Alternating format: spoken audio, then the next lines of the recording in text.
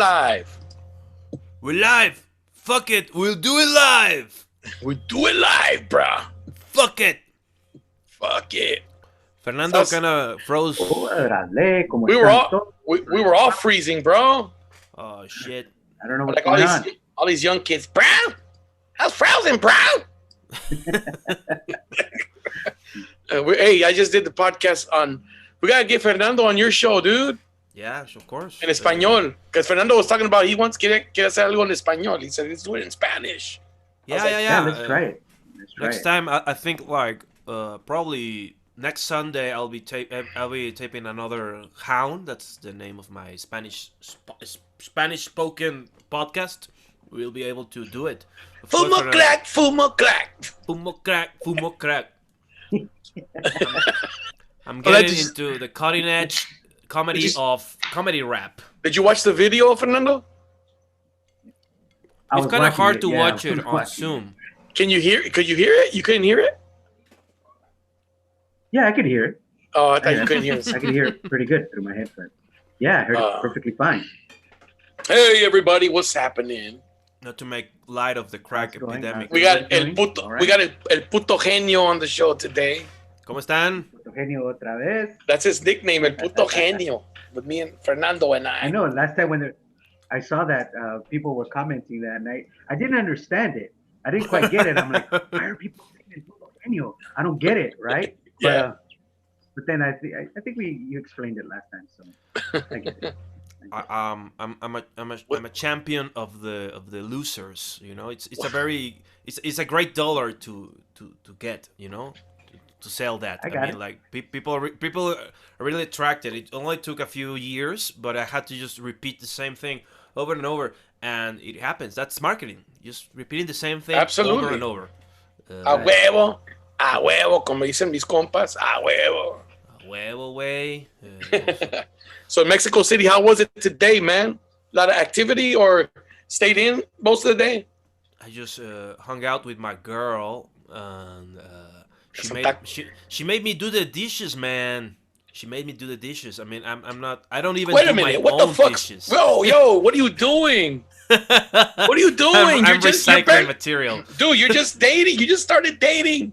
What do you mean she made you do you can't let her make you do the dishes already? Well, she and I made also the dinner. I mean, oh, fuck that. The rule is if I make dinner, you wash the dishes. If you make dinner, I wash the dishes. Yeah, but it was her house and it was her food. So you know, who knows? So basically you're like, it was either that or I starve, motherfucker. Yeah. So you know what? I will wash the dishes happily and appreciatively. Thank you for letting me wash the dishes. Thank you for feeding me. That's more important.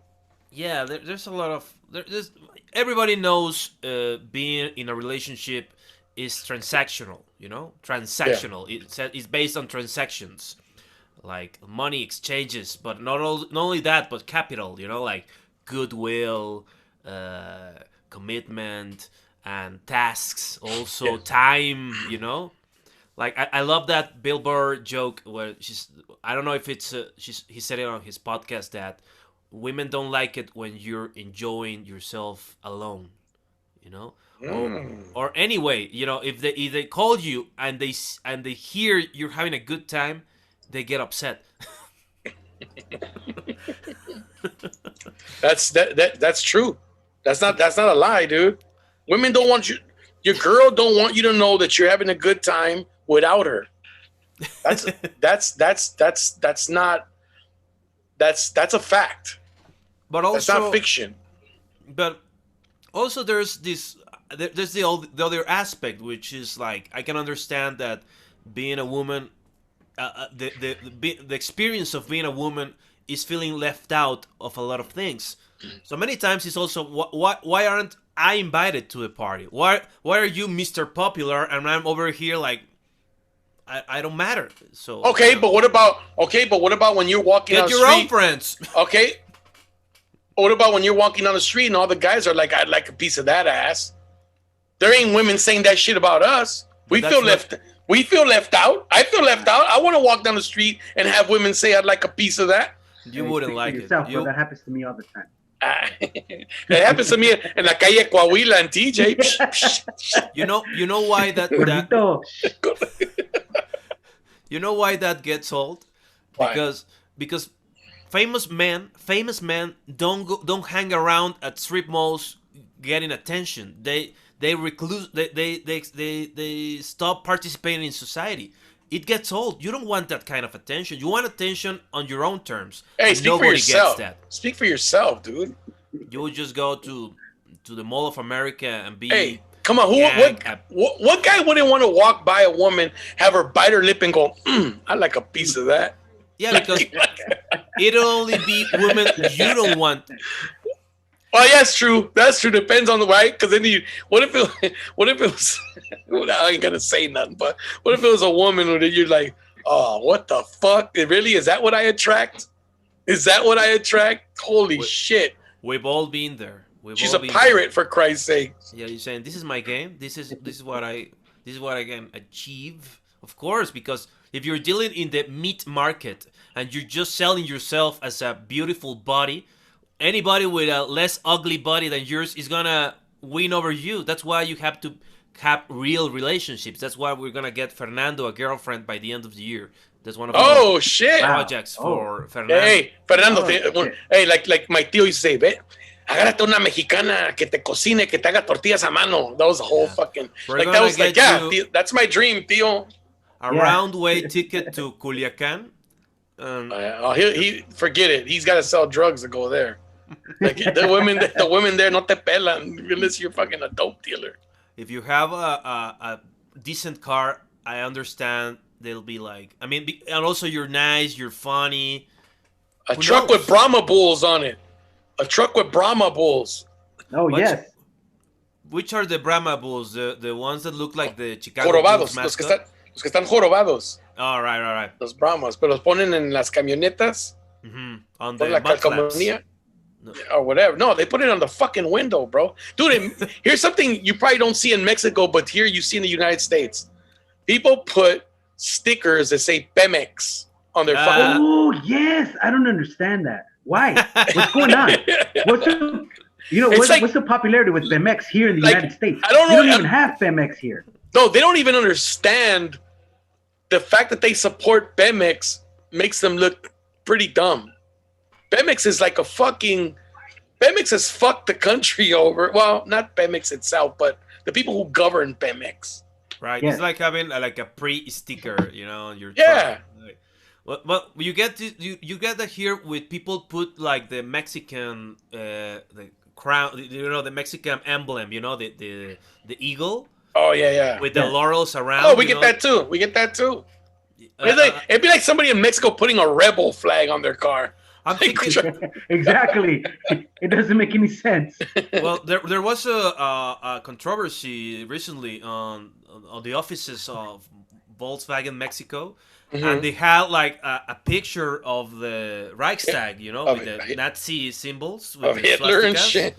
Yeah, and the international headquarters had to get involved and say, "I'm sorry to say, but I have to say it, but we don't condone." And they fired a lot of people, like fumo crack en la mañana fumo crack.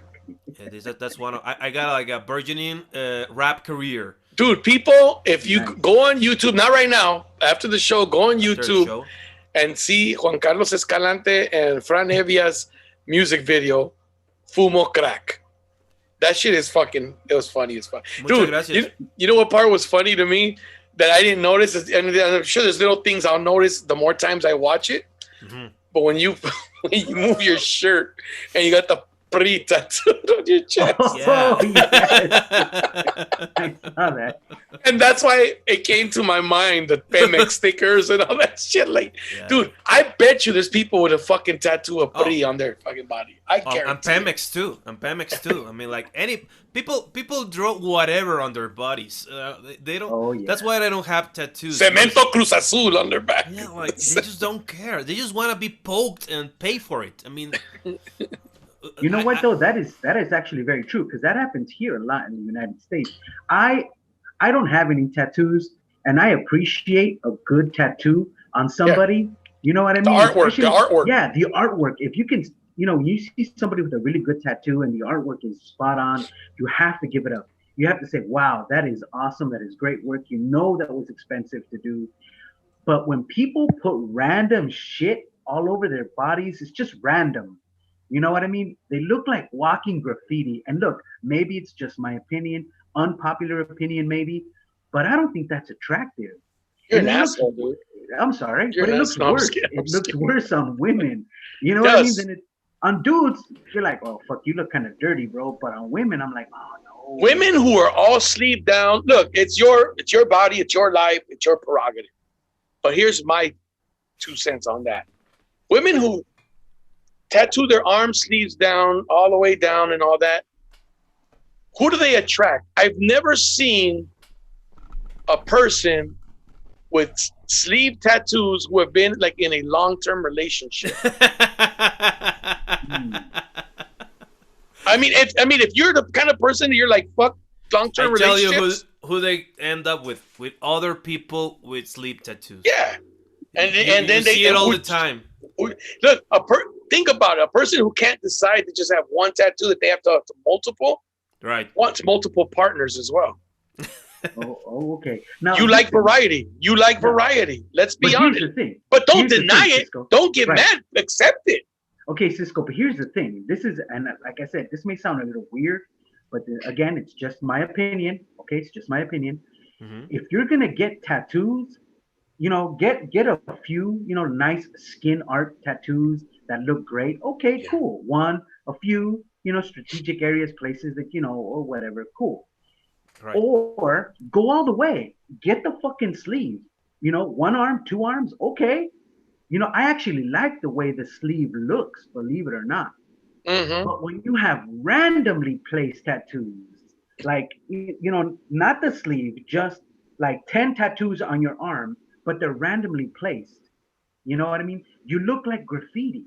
You don't. Yeah. That looks like a wall of graffiti. It doesn't look attractive. Again, just my opinion. It's just my opinion. Which tattoos look the worst? The ones that look like you really, really, really trying to look cool. Yes. Yeah, when you're like really going for it, like I'm gonna look kick-ass. Like you look like it looks dumb. Like I don't know if you know Messi. The football player. Yeah, of course. He's pretty neat. He's got these like crazy tattoos. Like his left leg, has like the 10. It's like a whole mural around his calf. So nobody wants to be looking at somebody else's calf. It's like it's an ugly part of the body, and it's all black. Like with texture. Like it's just gross.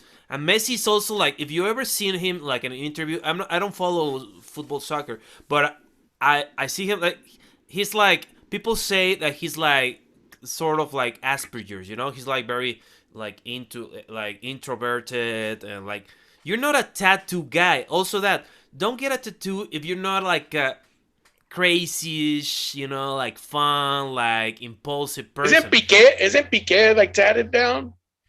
I think if you're banging Shakira, you can tattoo whoever the fuck you want, dude. Like you're already tattooing her. Oh!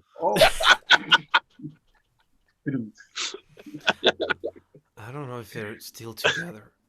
Oh, they're not? So cool. Would you ever like if Shakira comes, like knocks on your door and you're alone? My wife better not be home. Yeah, you're alone, and they went to Disneyland. Like. Whatever. All day. They're gone all day. And Shakira tells you, hey, I want to make love to you, Cisco. Shh. Would you do it? Ooh, I'll make her beg. And make her pay. I'd be like, I got college for baby, everybody. when you talk like that. I can't even do it. I'd be like, ooh, baby, when you talk like that. I can't even do it. Lose my voice. Her lips don't lie. You show us your American side when that's your Shakira song. Like that's Shakira. That's Shakira for Dude, could you imagine Fernando?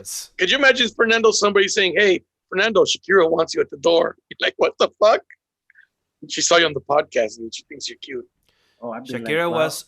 First of all, I don't blame her. I am pretty cute, and I'd be like, yeah, man, let her in. Absolutely. Let her in. Cold. Oh wait, hold on. I don't want her to see me like this. Okay, me vea así. Have you ever run into that? Like, you ever gone to a girl and she won't come out because she's not ready?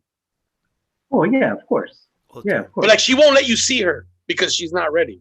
Yeah. Or okay, have you ever gone like when you're dating and shit, and you've gone to pick up a woman, and she's not ready, and you see her for the first time without makeup, and you're like, holy shit. Well, how early did you get there? You know, like 2 hours, like no, you're like 6 a.m. Like what the? No, but have you ever said holy shit? Okay, well, no. I keep that into. Oh, you mean like holy shit to yourself, or did you actually say? Yeah, no. Holy shit! Like you saw her and go, holy shit! She's like, what? You look like your brother. I was gonna say, you look like your uncle. You don't have any eyebrows. Yeah. Oh yes. Yeah. You don't have any fucking eyebrows. No. I have been surprised. Surprised. Have you ever been turned off? No, because I know that when they do put their face on, it'll be okay. You know what I mean? But no, I'm not. But now that you know that that's the real face, it's never turned you off. No. I can't say. Look, man, I don't want to. I don't want to fuck myself. I don't want to fuck myself here. I plead the fifth.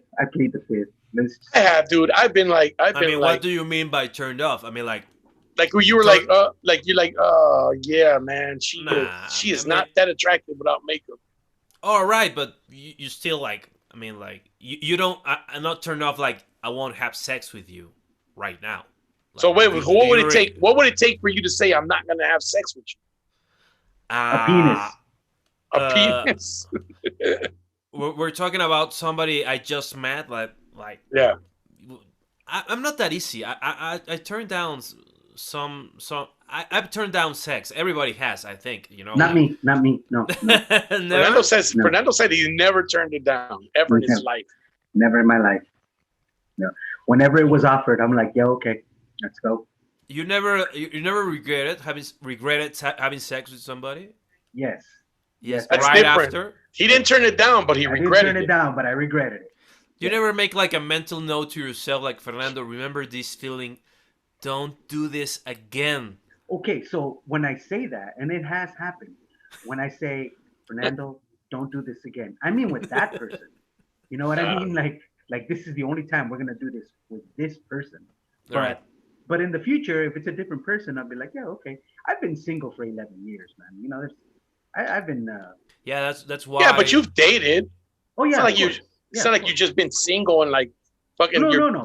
That's what I mean. Pudriéndote right there on the couch and shit. That's what I'm saying, though, that I've been single for 11 years as in no relationship, but I've been dating for that time. You've been playing. You've been trifling. You've been going around town. Like that's some SpongeBob shit. Bring it around town. Bring it around. So that reminds me, I have a question. Now, earlier when you said, what would be the turnoff? And I said a penis, right? Yeah. I have a friend, and I'm not going to name him. Please don't. For obvious reasons, okay? But I have a friend who one Eddie time. Murphy. No, okay, but we're on the same level right there, Juan Carlos. Mm-hmm. Because my friend approached me one time and he was like, "Hey, bro, what would you do if you called an escort to come to your house, and then when they got to your house, you know, she was beautiful, but she had a penis?" I'm like, "What do you mean? What would I do?" And he's like, "Yeah, would you still have sex with her?" I'm like, "No." And he's like, "Why not?" I'm like, "Because she has a penis."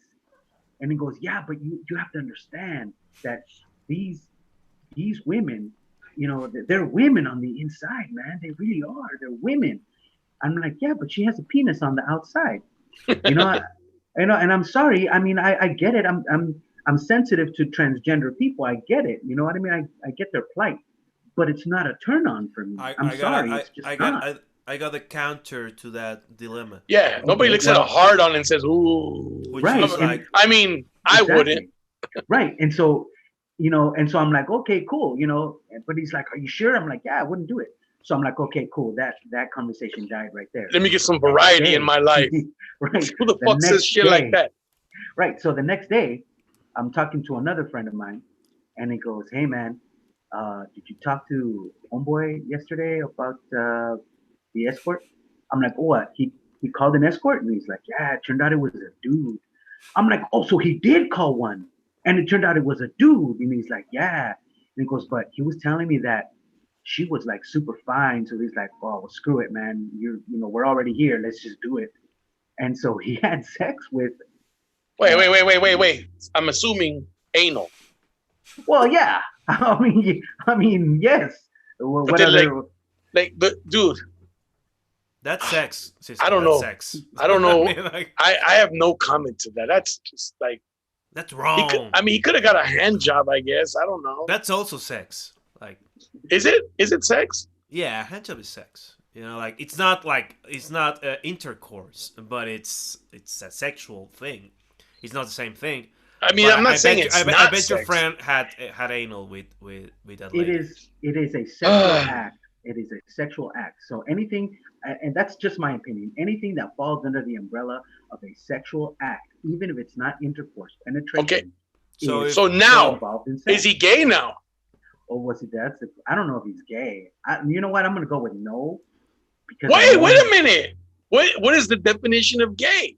You gay? Well, that's a good question, bro. Isn't it having sexual relationships with another man? That's gay. How do you say how do you do it and then say but I'm not gay? Well, I don't know. That's a good question, bro. Once I heard like a talk that the creator, the writer of Watchmen, Alan Moore, which is a bearded, long-haired guy, and he was talking about he talks about a lot of subjects, and he talked about sexuality before the Industrial Revolution, and they say that the whole thing about being gay or straight, that comes from the Industrial Revolution, where everybody had to have like their place in society for it to work. Before, nobody gave a fuck. You had sex with men, women, whatever. It was just what it was. It didn't define you. It was just an activity that you did. Like, men have sex with men a lot of times, like since forever. I mean, like Fernando, if you were in jail, like you're thrown in jail the rest of your life, would you have sex with a man? I don't think I would willingly. You know what I mean? I think it would have to be like a it's gonna take me 15 years to get warm up to the idea. Like you're lonely in your cell and you got your cellmate. Yeah. And face and he's hot. He looks like he's really hot, right? He looks like Jennifer Lawrence. He looks like Jennifer Lawrence, but with short hair because you can't wear it long. But Jennifer Lawrence, and he looks like John Stamos. He takes pity on you and he blows you. He tries to blow you. Right. You wouldn't allow him. Like, I don't think I would. But you have to understand that I'm thinking of the mentality that I have right now is not someone, of course, who is incarcerated. But yeah, you're talking about people who are incarcerated for, their entire lives, 30, 40 years. Yeah, they do things like that. Yeah, I know they do. Of course they do. It's whatever. I mean, that's man. It's an invention. I'm not homophobic. No, listen, man. I'm telling you, look, you're right. What you said, I agree with exactly what you said. I mean, throughout the history, I think religion has made us view it the way we view it. Because I think who are we as people to tell somebody what they should like? If that's what they like, that's what they like. There's nothing wrong with that. There's nothing wrong. I mean, I go, that's gay, whatever. But hey, man, if he says he's not, who am I to tell him, no, you're fucking gay, man? Like, it's not. How does he feel about it? I mean, he did it. And also, okay, you're gay. Where's your gayness? Where's your homosexuality? Which part of the brain? And why does it matter? How does it affect my life that I got to force a title on you? Yeah, it's all this bullshit that we have to live through. Like being an American, being Mexican, being gay, being straight, being like HIV positive. Who cares? Like you're just you. The last thing was a joke, but thanks, guys, for for Yeah, going what along with if so? it. I think Everything. that matters. To if you're having sex with somebody, you should tell them if you're HIV positive. You know, like. Oh yeah, well of course, of course. Have you You ever should. had sex with somebody who's HIV positive, Fernando? No, not Not knowingly. willingly. God, I hope I not. was kidding. I was kidding. Not willingly. If you had to, have you ever wondered if you ever had and you just didn't catch it? Fuck. Yes, there have. Yes, obviously, because obviously, what they say is, when you have sex with one person, you're actually having sex with every single sexual partner they've had too, right? So, as far as diseases go and things like that, right? So yeah, you do have to kind of wonder, hey, you know what? I've had sex with this person, with this girl.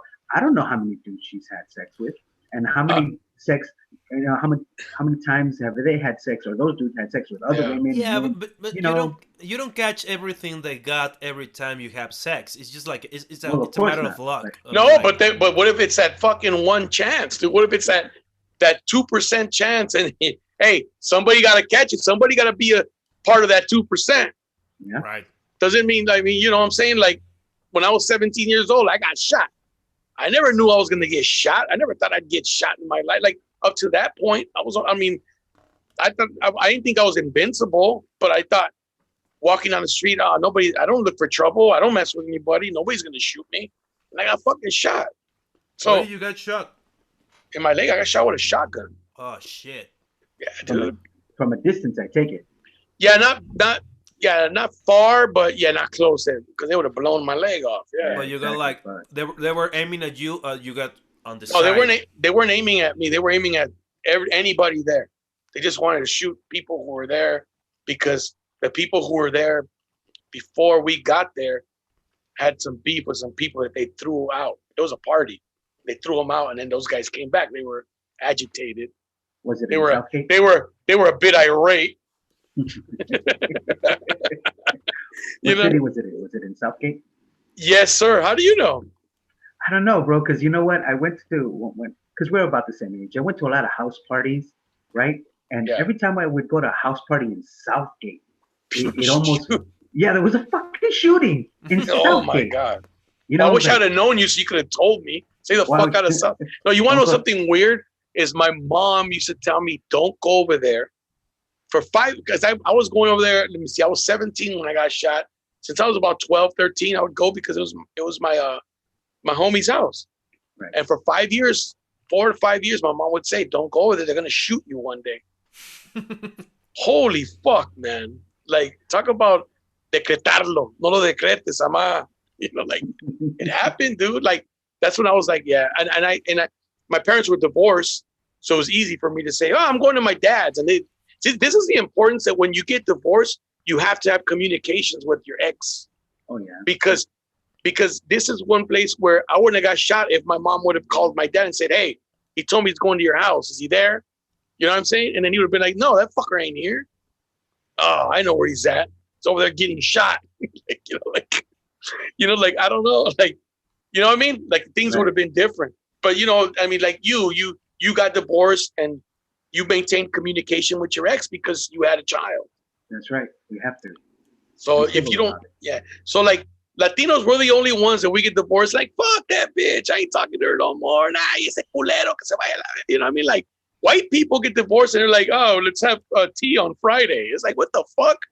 Who are you having tea with? My ex. And black people, they still date and have sex with their baby daddy. Hey, come on, man. You're generalizing, man. We're gonna get the BLM movement on the They fucking. invented baby we're gonna get daddy and baby all mama. down the chat. BLM. What the fucking guy? Don't be bringing that shit over here. Actually, I remember I have a friend. She's a white lady, and she was having such a hard time with her ex-husband, and I remember she would call her house and she would want to speak to the kids, and of course, like a mom, she's like, oh honey, love you like crazy, blah blah blah, and then she'd want to speak to the housekeeper. She's like, let me speak to Consuela, and she'd speak to Consuela and she'd speak to her in Spanish the best way she could. They would find a way to communicate, And she was like, oh yeah, whatever. I guess Consuela was the housekeeper at the dad's house, and then she'd speak to the dad. I guess the kids were over there while she was at work, because we were at work together. And she would change, bro. I mean, she's lovey-dovey with the kids, and even Consuela, she's like super fucking nice. But when the guy got on the line, she's like, "You son of a bitch! I'm gonna take your ass to court. I'm gonna fuck you up." And I was like, "Damn!" Yeah. I mean, wow. And to be honest with you, I heard so much crap just listening to her conversations that I was invested in this fucking divorce now. I'm like, I want to know what happens. You know what I mean? If like, can there be spectators in family court? Because I want to go watch this. Because it was interesting. I think you could be there. Yeah, You know the people who go to court and just sit there and listen to cases? A lot of people do, yeah. People do that shit for entertainment. It's free. You don't have to pay. It's like a movie. Mexico, we don't have those like trials with public. That thing makes me think of a joke. Do you know this joke, Juan Carlos? What do you call a woman with no legs? What? Consuelo. Oh. All right. I get it. I'm sorry, bro. It took me like 2 seconds. I'm like, I don't fucking get it. Oh yes, I get it now. Well, that's kind of like when they say, what do you do with a dog with no legs? What? Take him for a drag. Yeah, for a drag. Dress them in drag. I wouldn't know. Like it's so bitter. Like the whole like end of the marriage and also end of relationships. Period, man. End of relationships. No, but marriage with children, it's gotta be like the most debilitating thing ever. Especially if you can't get along in any way, shape, or form. Like it's gotta be so crazy for everybody. Like people just stop seeing their children. You say like, to avoid the I'd rather not talk to see my child again in exchange to not have to deal with this other person. Like that's horrible. Usually men are the ones who do that. I think so. Like that's just an excuse to not fucking see their kids. Like I can't stand your mom, and she's like the nicest woman ever. She's like, I'm trying to be accommodating, but nothing works. Yeah, fuck you. I just changed Tuesday to Fridays. Oh, fuck you. I can't deal with you. You fucking did that shit on purpose, bitch. Fucking watch. You're trying to ruin my life. Your mother hates me. Sorry, kids. I can't come see you again. Blame your mom. Blame your mom. Fucking excuse, man. Yeah. Like, right? Like seriously, like Fernando, like I know you. I don't think there's anything that would keep you from seeing your daughter. Like, well, she lived with you, so because you had custody of her. But I'm saying if you wouldn't have, I don't think there's anything, knowing you, anything that would have come between you seeing your daughter. Like, hey, fuck that. It'd be like, I'll change any day to go see my fucking daughter. You know what I mean? To go see my. I know. And also, sorry, Fernando, what you were saying.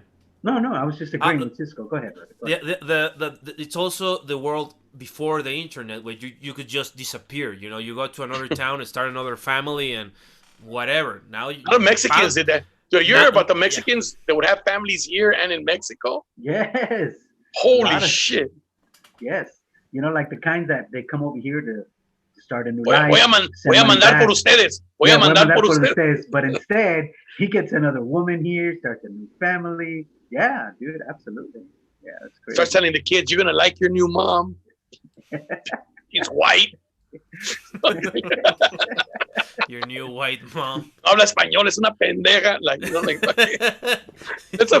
That's the funniest thing. Like Mexicans, like, no habla español, es pendejo. Like, what the fuck? Like, you know what I mean? Like, it's hey, I know that word. Ramon. No, here's the thing. I think I mentioned this before because I have families like this. I go to Mexico, hey, cabrón, habla español, estás en México, pendejo. Like that, right? Mm-hmm. And then they come over here. They say, dile que me hablen español. Soy mexicano. Dile al pendejo que soy mexicano, que me hablen español. I'm like, motherfucker. I went over there. You told me to speak Spanish because I was in Mexico. Now you come over here and you're like, fuck that. You got to talk to me in Spanish because I'm Mexican. Like, holy fuck. I go, fucking, you're just as bad as those motherfuckers. It's like, I'm an American, in Mexico. You know what I'm saying? Like, don't treat me like that. I'm an American. Yeah, motherfucker. Well, you're not in America. You're in Mexico. When I go to the States, I speak in Spanish. I say, hola, buenas tardes. I'm like... You guys all... Macario does that shit. I'm super cute about it. Like, I don't... Macario would do that shit. We'd go somewhere. ¿Cuánto? And Macario can speak English. He can speak it. He doesn't speak it really well, but he can speak it and he understands it. And that motherfucker would do that shit on purpose. He fucking be like, sí, me gustaría saber que cuánto cuesta este pantalón Louis Vuitton.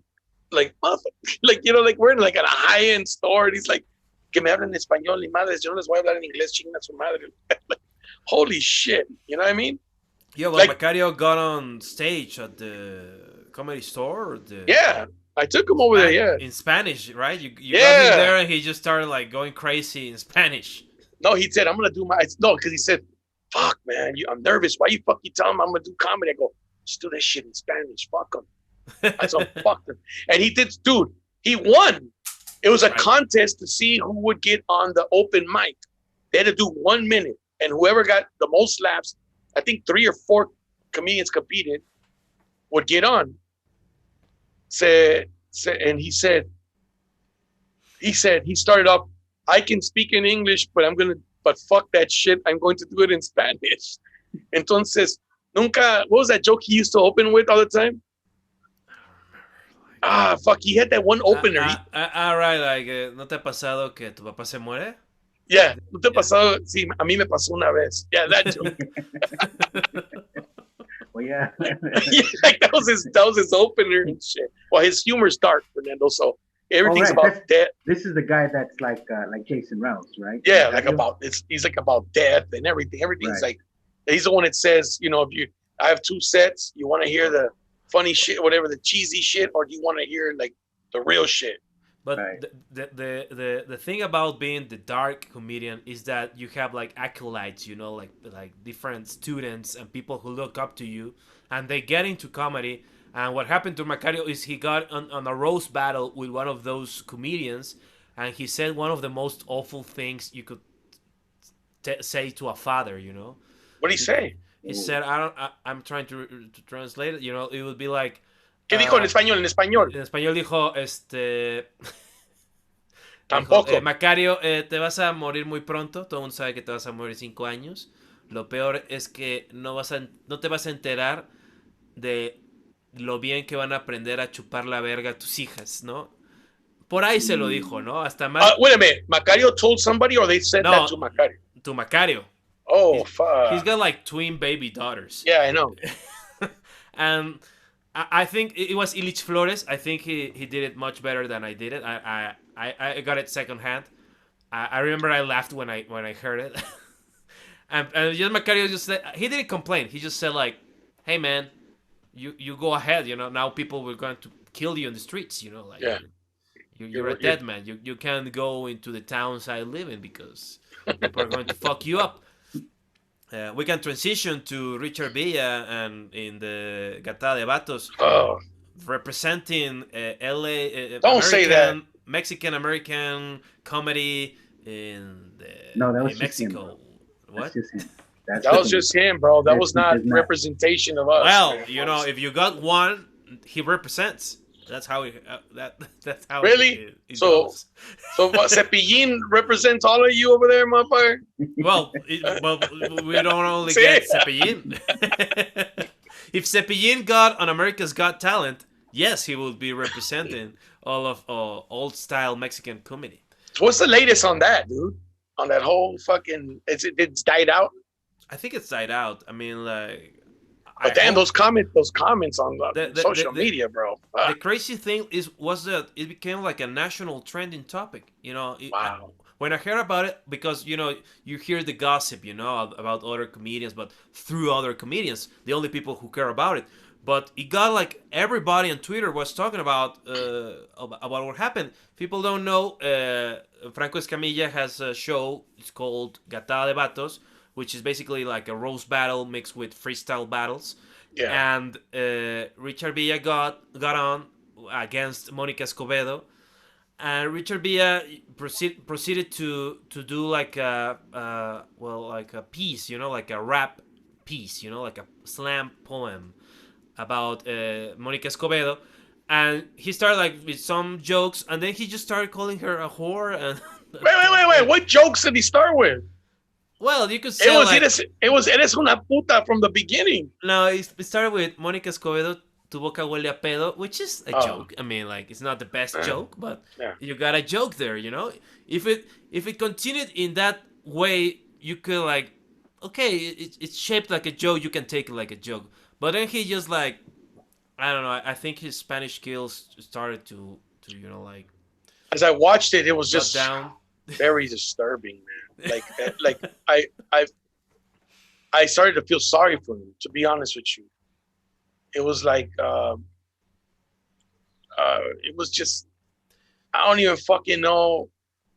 I don't fucking know exactly. I didn't know how to feel, because people know that Richard and I have had our differences and shit. It's like a lot of people know, like people I don't even fucking know. No, like people come up to me when I would go to Mexico. Hey, what's up? And I think it was blown way out of proportion. It just became this big thing, because I've never hated Richard or whatever. Dude, he opened doors for he did open doors for me. Some of his business tactics, I don't agree with. A lot of his business tactics, I don't agree with. And I would never, that's why you guys used to have a show together, right? Yeah, it was his show. It was his show at the Hollywood Improv, bro. And he brought me in. I became a part of it. And that opened a lot of doors for me, honestly. It did, but there were some business practices there that I discussed with Fernando and Horacio last time off camera, because I don't really want to air out my dirty laundry. Air out that dirty laundry. Because also there's like no like ill will. There's no animosity at all. But motherfuckers, it's just a crazy thing like happened. What happened was motherfuckers were going between him and I, trying to, like I said, trying to make this shit bigger than what it was. All it was, because we had our disagreements before. Mm-hmm. We had our disagreement before, where I was like, fuck that, I don't want to talk to you, bro. Like, it's like two friends. You stop talking and you're like, fuck you, dude. I'm not going to talk to you, but like, I don't hate you and I don't wish you the worst. You know what I'm saying? Yeah, and also, he's going to be okay, I think. Yeah, I mean, it's not like... Well, I don't know, dude. I mean, we don't know. We don't know that. I mean, dude, we're in the age of the internet. Is he a full-time comedian? That I don't know. I haven't spoken to him since goddamn, I don't even remember the last time we went to Cabo. The first time we went to Cabo, that I invited him. I don't think that kind of thing. I don't think you can really get canceled in a lot of places. Feminism is huge now, brother. But not in the Latino comedy circuit, if that exists. Doesn't matter. It doesn't matter. But take it like this, like, if you're doing shows in like bars in de La Frontera. In the video, he basically said, I represent the improv. When he said, I booked the improv, who am I? I'm the guy that books people at the improv. You're basically saying, I represent the improv. Yeah, that's not... If the improv were to catch wind of that, you know what I'm saying? And say, wait a minute, you don't fucking represent us. That's like me saying, yeah, I'm the one that fucking books, Staples Center. You think Staples Center wants to be associated with me after some shit like that? Staples Center is like, fuck you. Get the fuck out of here. No matter who. They don't give a fuck how big you are, because the boycott is bigger than that. Yeah, well, you and Escamilla, look, Escamilla, the guy's never talked to me, whatever. I don't know. Not that I want to talk to him or whatever, but somehow I got caught up in the he's a joke thief shit that him and Felipe had. I got caught up in that because I happened to be there when all that shit started. I was there when Felipe Esparza accused him of stealing his material.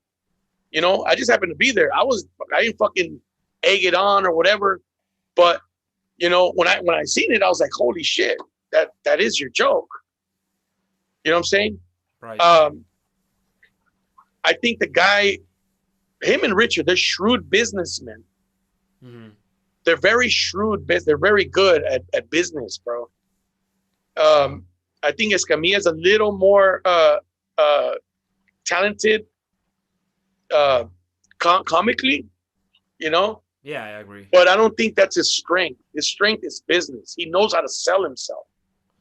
You Yeah, know what I'm saying? I think it's the whole package. That's how most artists have to be right now. I mean, you have your marketing is part of your essence, in a sense. So you can sell yourself in a very economic way. You know, like Franco Escamilla is very bare bones. You know, like I'm gonna put all my work into getting out there and having like a half hour, 15-minute video of me doing stand up on Facebook every week for 4 years. Nobody did that. You know what? That's work. I mean, like, A lot of respect in his business practices. I think he knew how to do it. He knew how to take advantage of this shit. He's kind of like Dane Cook. Dane Cook blew up off MySpace. He was the first guy to blow up off the internet. Right. Like, and and how big was Dane Cook, bro? It's fucking huge worldwide. In Square Garden, man. I remember. Yeah, he sold out a bunch of shit. Okay, Escamilla is the same, but you know, he used other people's material to gain fame, to blow up. But what I respect about him is I've heard that he's admitted it. He's like, fuck, I admitted it.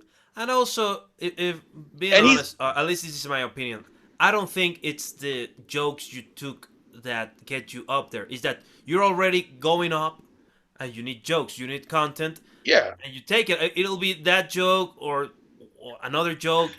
That doesn't justify it together. But it doesn't justify it, bro, because there's a lot of people who really write their shit to get to the top, and you're taking a shortcut. And that's the way people see it. You're just taking a shortcut. You're taking proven material, using it to gain.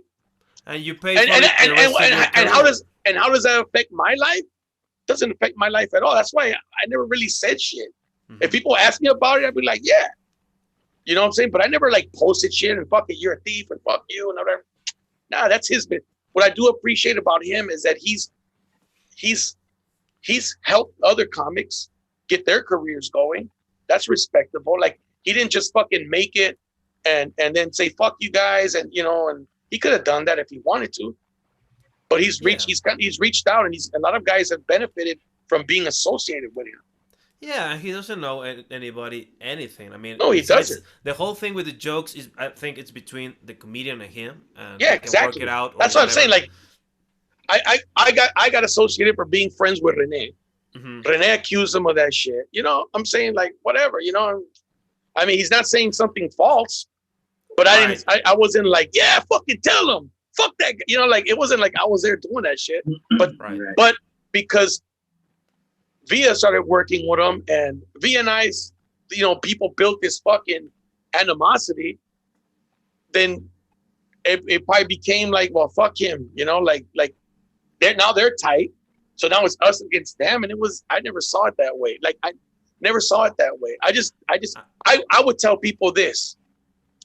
I never I would always tell comics, be careful when you work with them. Because you should be careful working with anybody. Exactly. I mean, but since you're starting out, but since I had bad experiences, I said, just be careful, but go get yours. I never said don't fucking work with the guy, which he was telling people, if you work with me, you're not gonna work with Cisco. Like, and I was, because that would, and who knows, maybe he that was the word on the street. That's what people were saying. I can only speak about my own experience. I never did business with him. He never invited me to anything. He just came to Mexico, and I remember I had him on a show I had on Beer Hall. Like, there were like 20 people on the show. Yeah. And I put him. I remember, like, he was very, like, aggressive in his demeanor. Like, because I put him too open. Maybe that was a mistake. I mean, he had more years than me. So I remember he, like, took it personal, but he didn't tell me anything. He just, like, I'm gonna get on. Well, that's how he is. Very competitive. His thing was like, I gotta be better than you. I'm gonna tear it down, but very aggressively. Like, I don't think it's necessary, but okay. And then we were talking, and I said something in English, and he just turns and says, "Hey, yo hablo español." Así como like I'm a dumbass, like. I remember all the other younger comedians, because they were getting on Richard Villa's like joint, Yeah. and they were like laughing. I said, "What's this? I don't get it." And so 5 years later, he's like, "Well, the Spanish skills weren't really there. You really need to actually speak Spanish to freestyle, improvise comedy in Spanish at least. I mean, if you're going to do your act like you know it just by word, I think it might work. But you have to be sober and you have to know the language a little bit.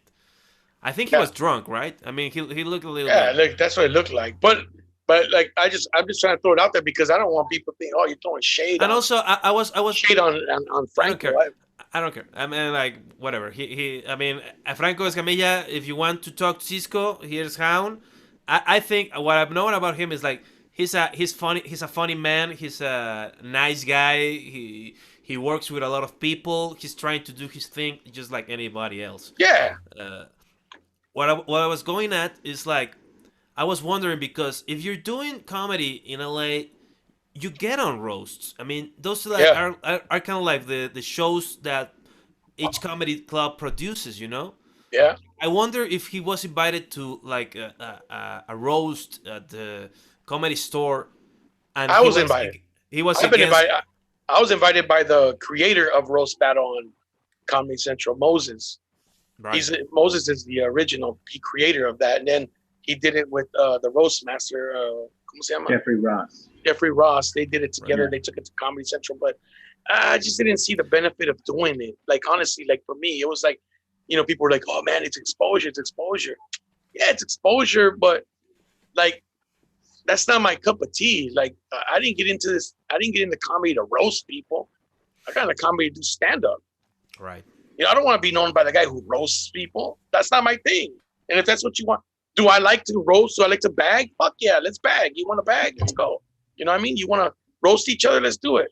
But I'm not going to do it like on stage, you know, in front of other people. And then, you know, things like this happen, man. Like, things I don't want to be politically incorrect. But somebody wants to take it too far, which is what I think he did. He took it too fucking far on Monica. And, you know, I mean, I give her credit for standing there and taking it. Right. But I mean, she wouldn't pay any mind to. My thing was this: somebody doing that because it will. Sorry. No, I was gonna say I saw Franco's apology, and he said, "Well, in the moment, you know, I couldn't stop it. I couldn't." Yeah, bro. But you let him play the video of El Compayazo repeating the same shit. By then, that was already like 3 roasts later. You could have said, "All right, enough's enough."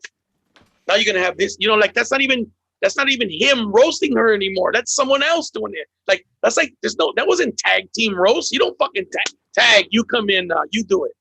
You know what I'm saying? Yeah, by then that shit should have been cut off. Like mute your ass. Like I could remove you right now if I wanted to. If you were getting loud or absurd or you know offending Fernando. Cisco Saldaña.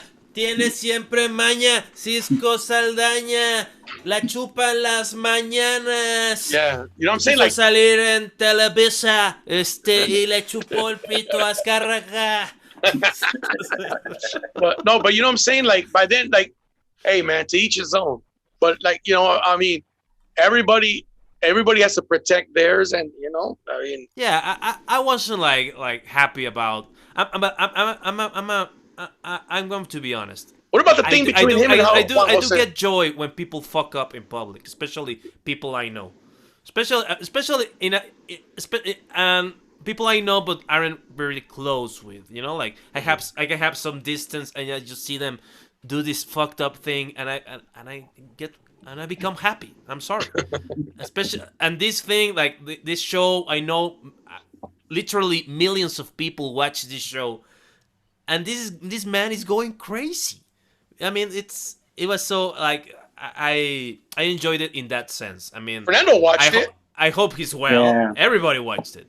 No, bro, yeah, that's the thing. That's the thing. Like, you know, when you see somebody do that and they're a family person, you got a family, you got a wife, and you got kids, and you know that whole thing of dropping dollars and making it rain. A friend told me he has like another business which he lives off. Like that's what I heard. Like I don't know. I haven't talked to him. You don't talk to him, right, Fernando? I don't talk to him, no. But it's not that I don't talk to him. I mean, I still consider him a friend. Yeah. You know, when I see him, it's all great. But no, I don't like talk to him regularly. I don't talk, you know, I don't text him, he doesn't call me or anything like that. Let's hope he's well. And, that's what I'm saying. Like, I'm hoping he's well. Will dude. you like, have him on the Donkey Show, Richard Villa? Why not, dude? I mean, fuck. Like I said, I always said, I always told people I wouldn't do business with him. I just that's just my personal thing. Like, is, you know, that's between him and I. But fuck, do I wish him like fucking death and shit like that, or No. I would have never wished that he did some shit like this, man. Like when I saw it, I was like, this guy just fucked himself. That's just so. I honestly, I felt like calling him because I'm sure he has the same number. I have the same number, and just saying, dude, what the fuck are you doing? You know what I'm saying? Like, what the fuck are you doing, bro? Why would you do that? You know what I'm saying? I don't know who the fuck in his corner was like, yeah, bro, do that shit. That shit's there were gonna like kill. 5 people in there. That shit's like, gonna kill. Like, that's bad on. advice. Yeah, motherfuckers who have nothing to lose. You know what I'm saying? They have nothing to lose. You have a brand to protect.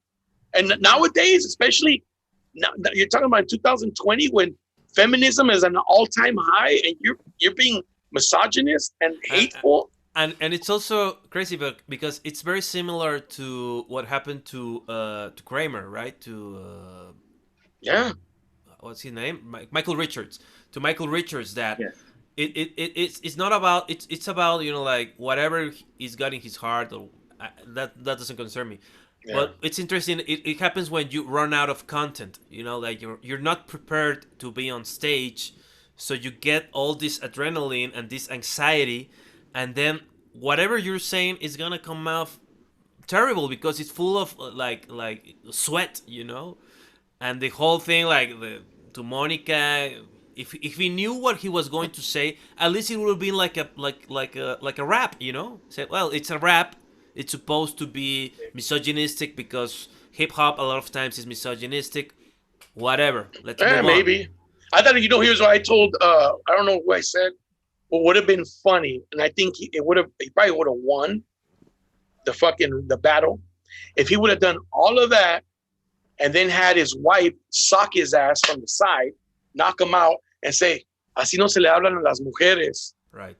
You know what I'm saying? Like shit like that. Like it'll be like, oh fuck. Like you get like a pan, and another guy goes like bam, you know, with another pan to get the sound effect. Yeah, like something like that. What do you think? Do you think that would have made like a big difference? Yeah, I think so. I think people, because also it offended people because he wasn't prepared. You know, like he didn't take it seriously. Yeah. And I've seen that a lot of people who watch a lot of this content, you know, the new Mexican podcasts, they're very serious about the content. I mean, they take it really seriously, and when the quality goes down, they get mad. They get really mad. Yeah. They hate being bored, and so either they're laughing at your shit. Your shit's miserable, so I'm miserable, motherfucker. No, okay, you're miserable. I'm going to attack you. I'm going to get right on it and do it. Everybody's a journalist now. Yeah. And personally, I don't know. I think like everybody's an adult and everybody can react and do whatever they want. It's really not that important. Like, I think like saying like those things about Monica. Yeah, I mean, was terrible. I remember like there was a televised roast which made the mistake of hiring John Lovitz. I remember it was one of those early Comedy Central roasts. So John Lovitz was up there, and and Amy Schumer was on it, and also Anthony Jeselnik, and it was one of the early ones. And they insulted John Lovitz, and when John Lovitz got on, he said, "Well, I heard that Amy Schumer slept with somebody." It was like that ended his participation. Like estaba ardido. Yeah, he just looked mad and unprofessional. You just look like you look green. Like, come on, man. Well, isn't that kind of how when they did the only roast on Comedy Central of Don, rest in peace, Don Hector Suarez. Hector Suarez. It kind of like when at the end when he kind of looked like he caught feelings like you guys. Yeah, but he's But he's the one being honored. He has the right to do whatever he wants. I mean, going. I was at that taping, and I really enjoyed it. I really liked it. I mean, it was because it was so real, and the difference was he was talking to his son, and his son was telling him that he abandoned him, and he said, "Hey, man, no, you used to whip my ass. You used to whip my ass." Yeah. He said, "I never hit you." I never hit you, and I bought you a house. And you lost it later, but you sold it, motherfucker. Yeah, that's what he said. Yeah. Lo que le hayas vendido, ¿por qué no hablas eso? I was like, oh fuck, like that's what I meant. Like they got personal on that shit at the end. Like it was kind of weird for me when I saw it. I always wondered why there was never another one, bro.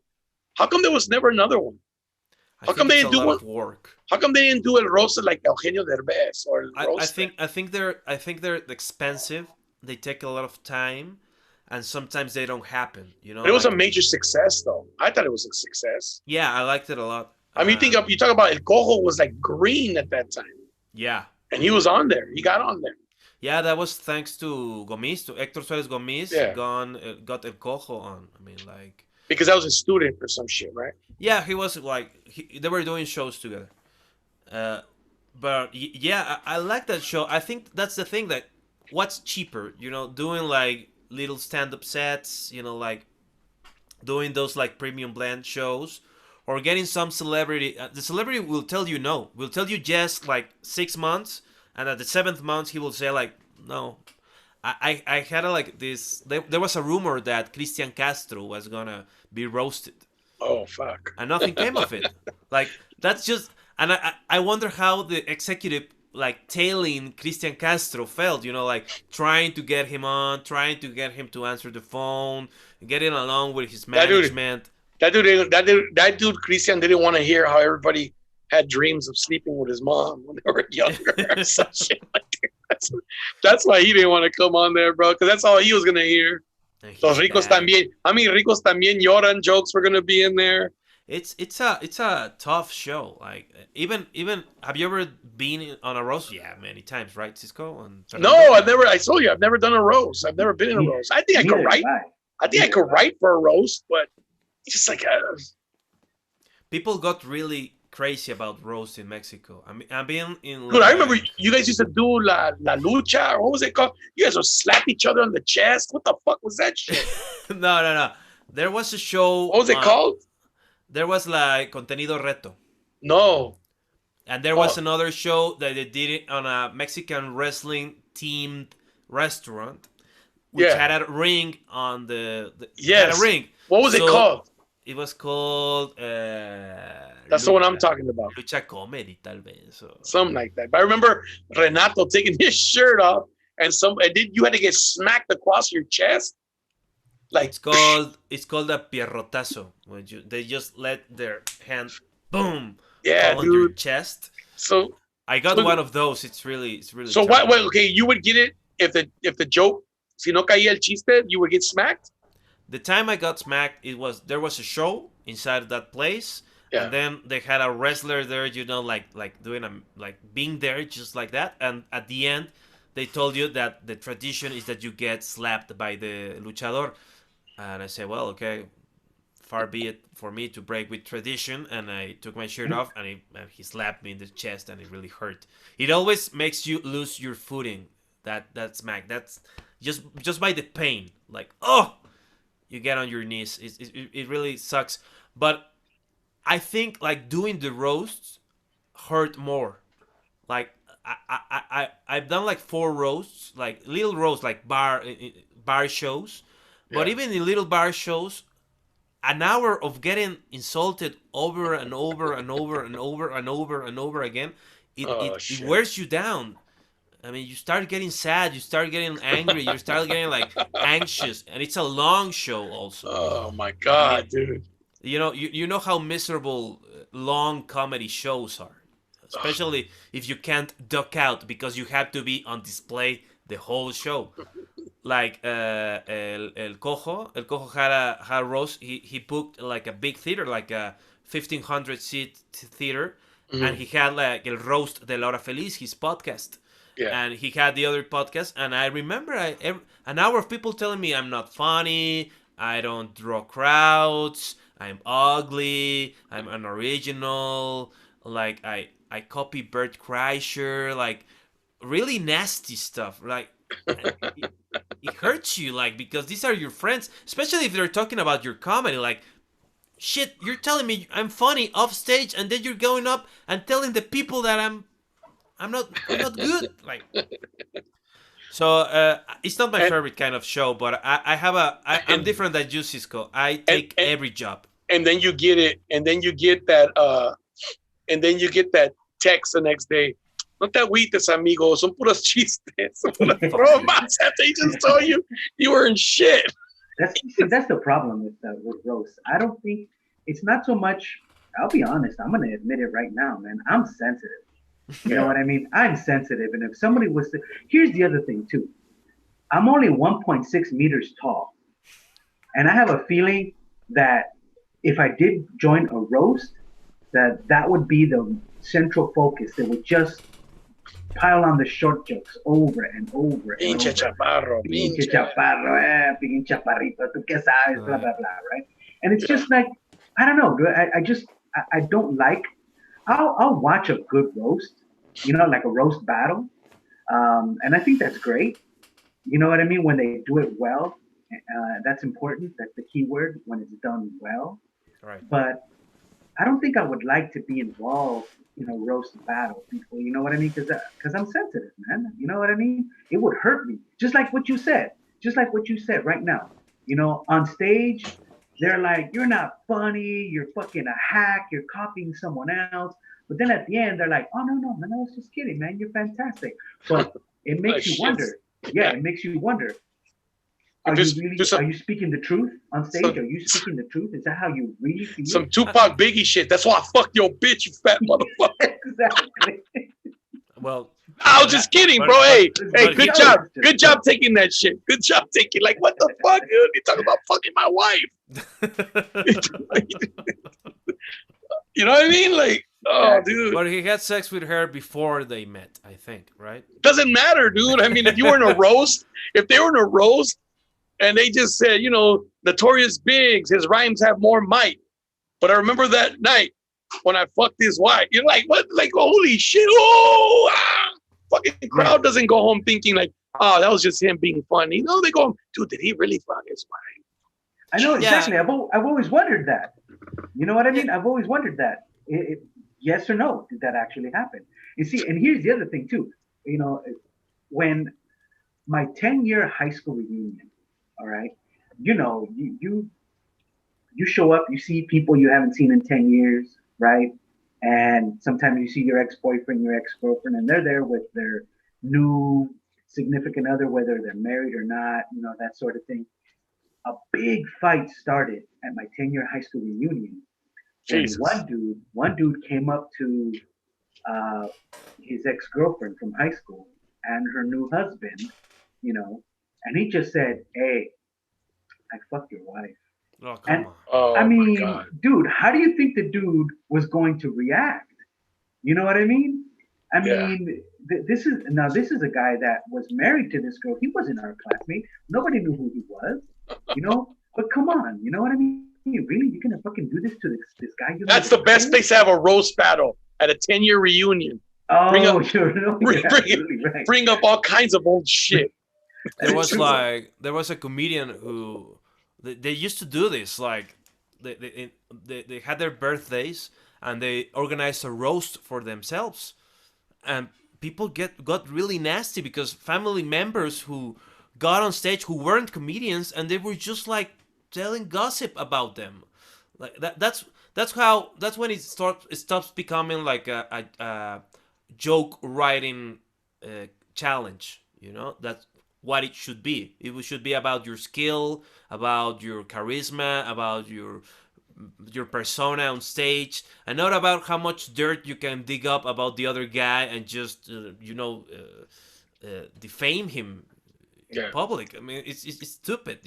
That's how they did. That's why they did it at the Friars Club, because it was a club. It was a gentleman's club, and you couldn't go around telling like, I know you cheat on your wife, like, especially with somebody who would really be hurt by saying that. You wouldn't tell Johnny Carson he cheats on his wife, like he goes to prostitutes or. See, I think the problem with these roasts now is that a lot of people use it as a platform to say shit they've been wanting to say for a long time and say it under the pretense that it's just a show. You know what I mean? Like, you know what I mean? Yeah, it becomes really easy. I Yeah. think. Like, yeah, you just get on stage and be hateful. Like, that's not a skill. That's just the awful part of being a human. Bro, because going back to the La Gatada the other day, he was just saying, he said some shit about money that people had said before. That I heard people say before.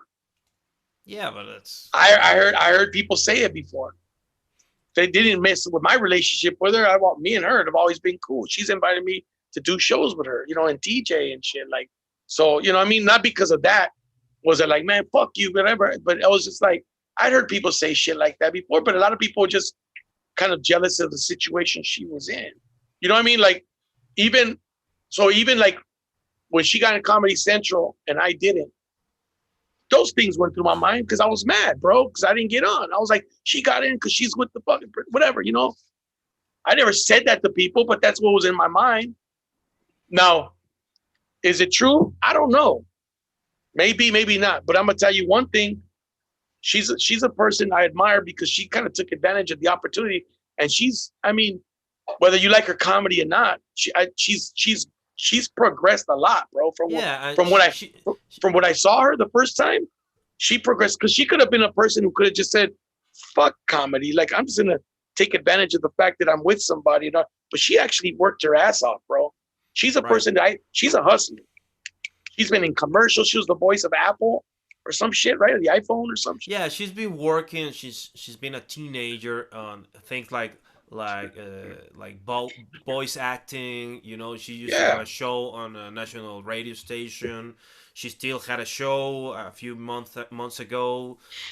She's an actress, and she started comedy way before meeting her now husband. And she's now on a show on Comedy Central, but her husband is not working on Comedy Central. Exactly. Like, if that were true, she will be getting him the job on Comedy Central. Like, it doesn't work like that. It's a lot of. But that's what I'm saying. Like, and like top of mind. People who live in the Mexico have a serious advantage over anybody else who wanted to get on Comedy Central. Yeah, stand up in Mexico those years. You know, and I think it's still the case. I think like my thing was I understand the truth and my ego was hurt. That's why I was upset. I was trying to fucking blame everybody but myself. Yeah. You know what I mean? Like, and it happens. And you know how it is. I mean, going back to responsibilities, like people, especially comedians, I think we put a lot of weight into the choices like people who produce shows take. But when you're producing your own show, you realize there's a lot of things you don't see. And you just go to the answer you have right in front of you most of the time, because you're just trying to get the show made. Exactly. Like, I mean, there's no reason why Comedy Central. I mean, because I thought about like, why aren't they doing like a bigger effort to go and find the comedians? And because they don't have the time or money, the show has to be out certain date. With this certain money, people have to get paid. It's not about what you think about comedy or what it should be or how it be. It's just another show. That's what an industry is. Everybody's doing their best effort with the resources they have. Like, I think like Franco, like he didn't stop it because because he knows if he stops the show, it will stop because it will stop the whole show. Like it will be like because it wouldn't be like the other comedians are ready to go and skip ahead, you know? Yeah. They're ready to get on like in 15 minutes. So he doesn't have that protection. Like, yeah, you know, actually he did. I think if you go back and watch the video, right, he did actually say, well, this is the end of the show. And Monica was the one who said, wait, I have one more turn. And then she did like her little last little poem thing, and that was the end of it. Is that when she threw my name on there? She threw my name on there. She did throw your name on there. No, but I think that was like the second one. She tried to sneak that shit in. I was like, wait, let me rewind that shit right there. Yeah, that was about you. But yeah, I think Franco, he did try to stop it, or at this point maybe even his brain was. Yeah, brother, but that was after the whole fucking phone incident and all that shit. That's true. It was over at this point.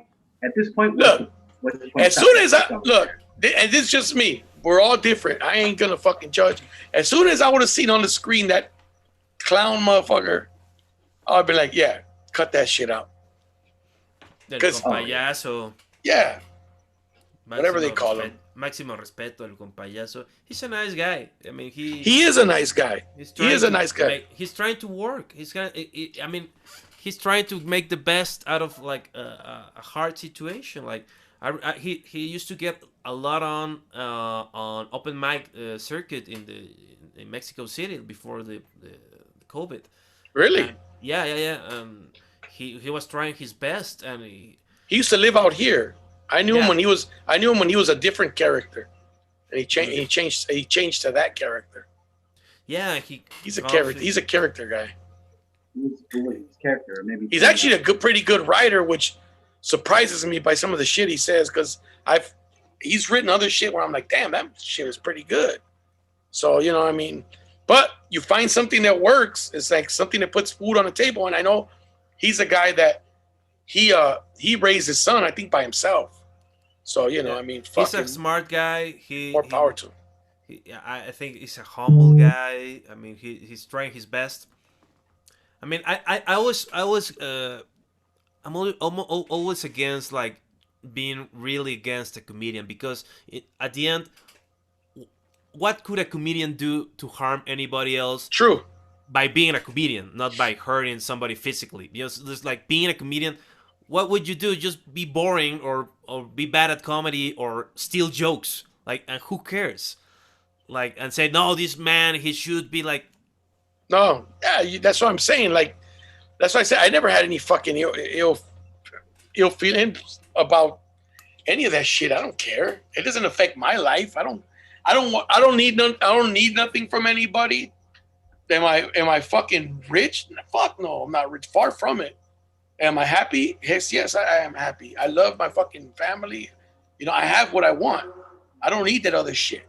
You know what I'm saying? Like, sometimes the grass ain't always greener, bro. There's, I think a lot of people are very,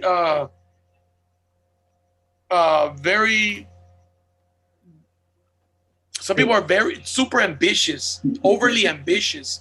And I think I think you should be ambitious, but I think some people are just overly ambitious. Just ambitions for ambition's sake, They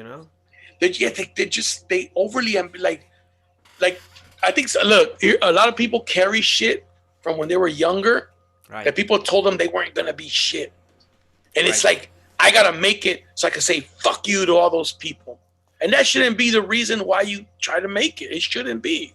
Shouldn't be a reason to do anything. It shouldn't. You should do what you want to do, regardless. Exactly. Fuck those people, but you don't have to throw it in people's faces. You know what I'm saying? Like, that shouldn't be, your goal shouldn't be to throw it back in people's faces. It's too stupid. And I see it all the time, bro. Yeah, I see it all the time. I don't like comedians being nasty to each other. Maybe I'm being childish or naive, but I'm thinking that people are funnier when they get to be comfortable with each other, where there's a community of people who can be creative using the same language, the language of comedy, right? To language be corny about it. The language of love, man. What's the Bob Marley quote? The Bob Marley with quote. Music? No. When he said something to the effect of the biggest cowardice of a man, or a man is a coward if he awakens the love of a woman with no intention of loving her back, or something like that. Yeah. Don't quote me exactly. I don't remember what it was you're thinking. The same thing with a roast battle. Right. The cowardice of a man if he opens the roast of another person without the intention of roasting them back. or some shit. I don't know. And also, like, roast battles are like a really old thing, which is people yelling things to each other in an open space. That's probably one of the oldest ways of expression. And everyone knows you win or you lose in those exchanges. And he lost. Yeah. That's what it is. He lost. Yeah, the thing is that he defeated himself. That's Yeah. absolutely. He defeated himself. Like, I have not seen Monica Escobedo perform. In all honesty, I've never heard of her up until this point. But I'm definitely gonna look her up now. I just want to see, especially what you were saying, Cisco. I want to see what. But it was all personal, man. In my opinion, it was all personal. I don't know. I don't know what. I don't. It's funny because it was hack. Also, it was really hack because one of the hackiest things you can tell a woman who's working is she got her work sleeping with men. Like, how many novela stars have heard that shit throughout their life? Like every successful woman has to hear that, and not to be an ally or whatever. Just because it's unoriginal, you shouldn't say it. Like, yeah, absolutely. Or find a really crafty way to say it. Yeah, creative. Don't yell it out in whatever way. Because it was really awkward, like with those pauses and like. I'm not very fluid in my way of speaking, but at least I can finalize a sentence or a joke. I want to play your guys' video. Fumo Crack, but I don't want to get fucking tagged by YouTube. Right. They'll flag my ass for playing your shit. Yeah, but we could allow the. I mean, if we don't do anything about it, you won't. It will be okay. I think. I don't know. I'm not an expert, but. Well, yeah, I guess you would get a notice, and then it'd be like. Yeah. I don't know how that works. So I don't want to do it, but you guys, I'm gonna repeat it again. You gotta go check out Fumo Crack. Thank you so much. Juan Carlos Escalante and Fran Evia. That shit, dude. Dude, this whole time in my mind, Fumo Crack. Fumo Crack. I got my flow. I mean, yeah, dude. Try my fat. No, and the thing you said about la mermelada en el pan, okay? Uno mermelada. No le untes mermelada al pan. Unta siempre crack, crack, crack. Dame crack. Si me entiendes, quiero crack. No le untes mermelada al pan. O sea. Fran and I are really big hip hop fans, and like those sad 30-something men, whitish men in our case that have no skills, but we just. That was actually pretty good. It was actually fucking pretty good. Yeah, but it's on studio. I mean, they did a lot of shit to it to make it sound good. All right, changing subjects, Fernando. Here's something I wanted to ask you, man. Right. Being that you work in surgery and you've told us some of your stories and shit, has there ever been a situation? This I was curious. I was thinking about this the other day. Has there ever been a situation where doctors argue during surgery, or has it already been decided before you walk in there? Yeah, no. I've never been in a situation where a doctor will argue with another doctor regarding the surgery. Yeah. You know what I mean? Like regarding this particular patient. Like, no, don't cut that. Like, no, don't cut that. He's gonna bleed to death. Okay, there's never been an argument, but I have seen doctors where where one older doctor will say to a younger doctor, maybe you shouldn't put that there. But they'll do it in a diplomatic way, or don't. A younger doctor to an older doctor? No, an older doctor will say that to a younger doctor. Okay. Maybe I got my words, screwed up. But never an argument like that. But very diplomatically placed suggestions. Because they keep it very professional. However, I have heard arguments between a surgeon and an anesthesiologist. Oh, shit. And usually it's because the anesthesiologist, you have to keep in mind, the anesthesiologist is the doctor that keeps the patient alive during the surgery. Yeah. Okay. And the surgeon is the guy that is, cutting them up, right? Trying to make them better. So if the anesthesiologist thinks this is unsafe, we can't proceed with the surgery because it's unsafe, right? That's the anesthesiologist's call. That's the person, again, that keeps the person alive during surgery. So if the anesthesiologist says no, it's no. But in a private hospital where, it's about somebody making money. Yeah. You know what I mean? Well, the surgeon will say, "This is my patient." You know what I mean? I'm bringing the patient to the hospital. You don't know who this patient is. And the anesthesiologist is like, "Yeah, but I have the fucking test labs right here, and it says, this is not safe to proceed with the surgery." And the surgeon is like, "Fuck that, we're going." And I've seen those. Fuck. I've seen people. I've seen the anesthesiologist. And is the person conscious? Sometimes, no. Sometimes they'll argue away from the patient. Oh, I was gonna say. I mean? Like the anesthesiologist says, "Nope, we're canceling this one," and the surgeon is like, "Fuck you. We're doing the surgery. These labs are okay, in my opinion." I have seen an argument between an anesthesiologist and a surgeon when the patient was already asleep. Where she did not want to proceed and the surgeon did want to proceed, and they were arguing while it was going on. At that point, why are you arguing? You're already fucking doing it. You know what I mean? But, the anesthesiologist, she was like, "You know what? Make a note. Never have me perform anesthesia for any of your patients. I never want to work with you again." And the surgeon was like, "Duly noted. Fuck that. We'll never work with each other again." Imagine that, Juan Carlos. You're fucking sitting there getting surgery. You don't even know that this shit's going on. They're fucking arguing, spitting, shit's falling into your cavities. Well, that's why we have masks on, Bato. That's why we have masks kidding. on. No, but what if he pulls it down and go, "Fuck you"? And it's still too barbaric for my taste, the whole surgery thing. Like, I know he needs his heart surgery done now. I don't give a fuck what your lab results say. Like, what the fuck? Like, that's some crazy shit. Hey, listen, I do want to change the subject. I'm sorry. I know you wanted to talk about the surgery thing, but one of my friends posted a question on the comments, and I do want to address it because she had a really good question regarding comedy. Go ahead.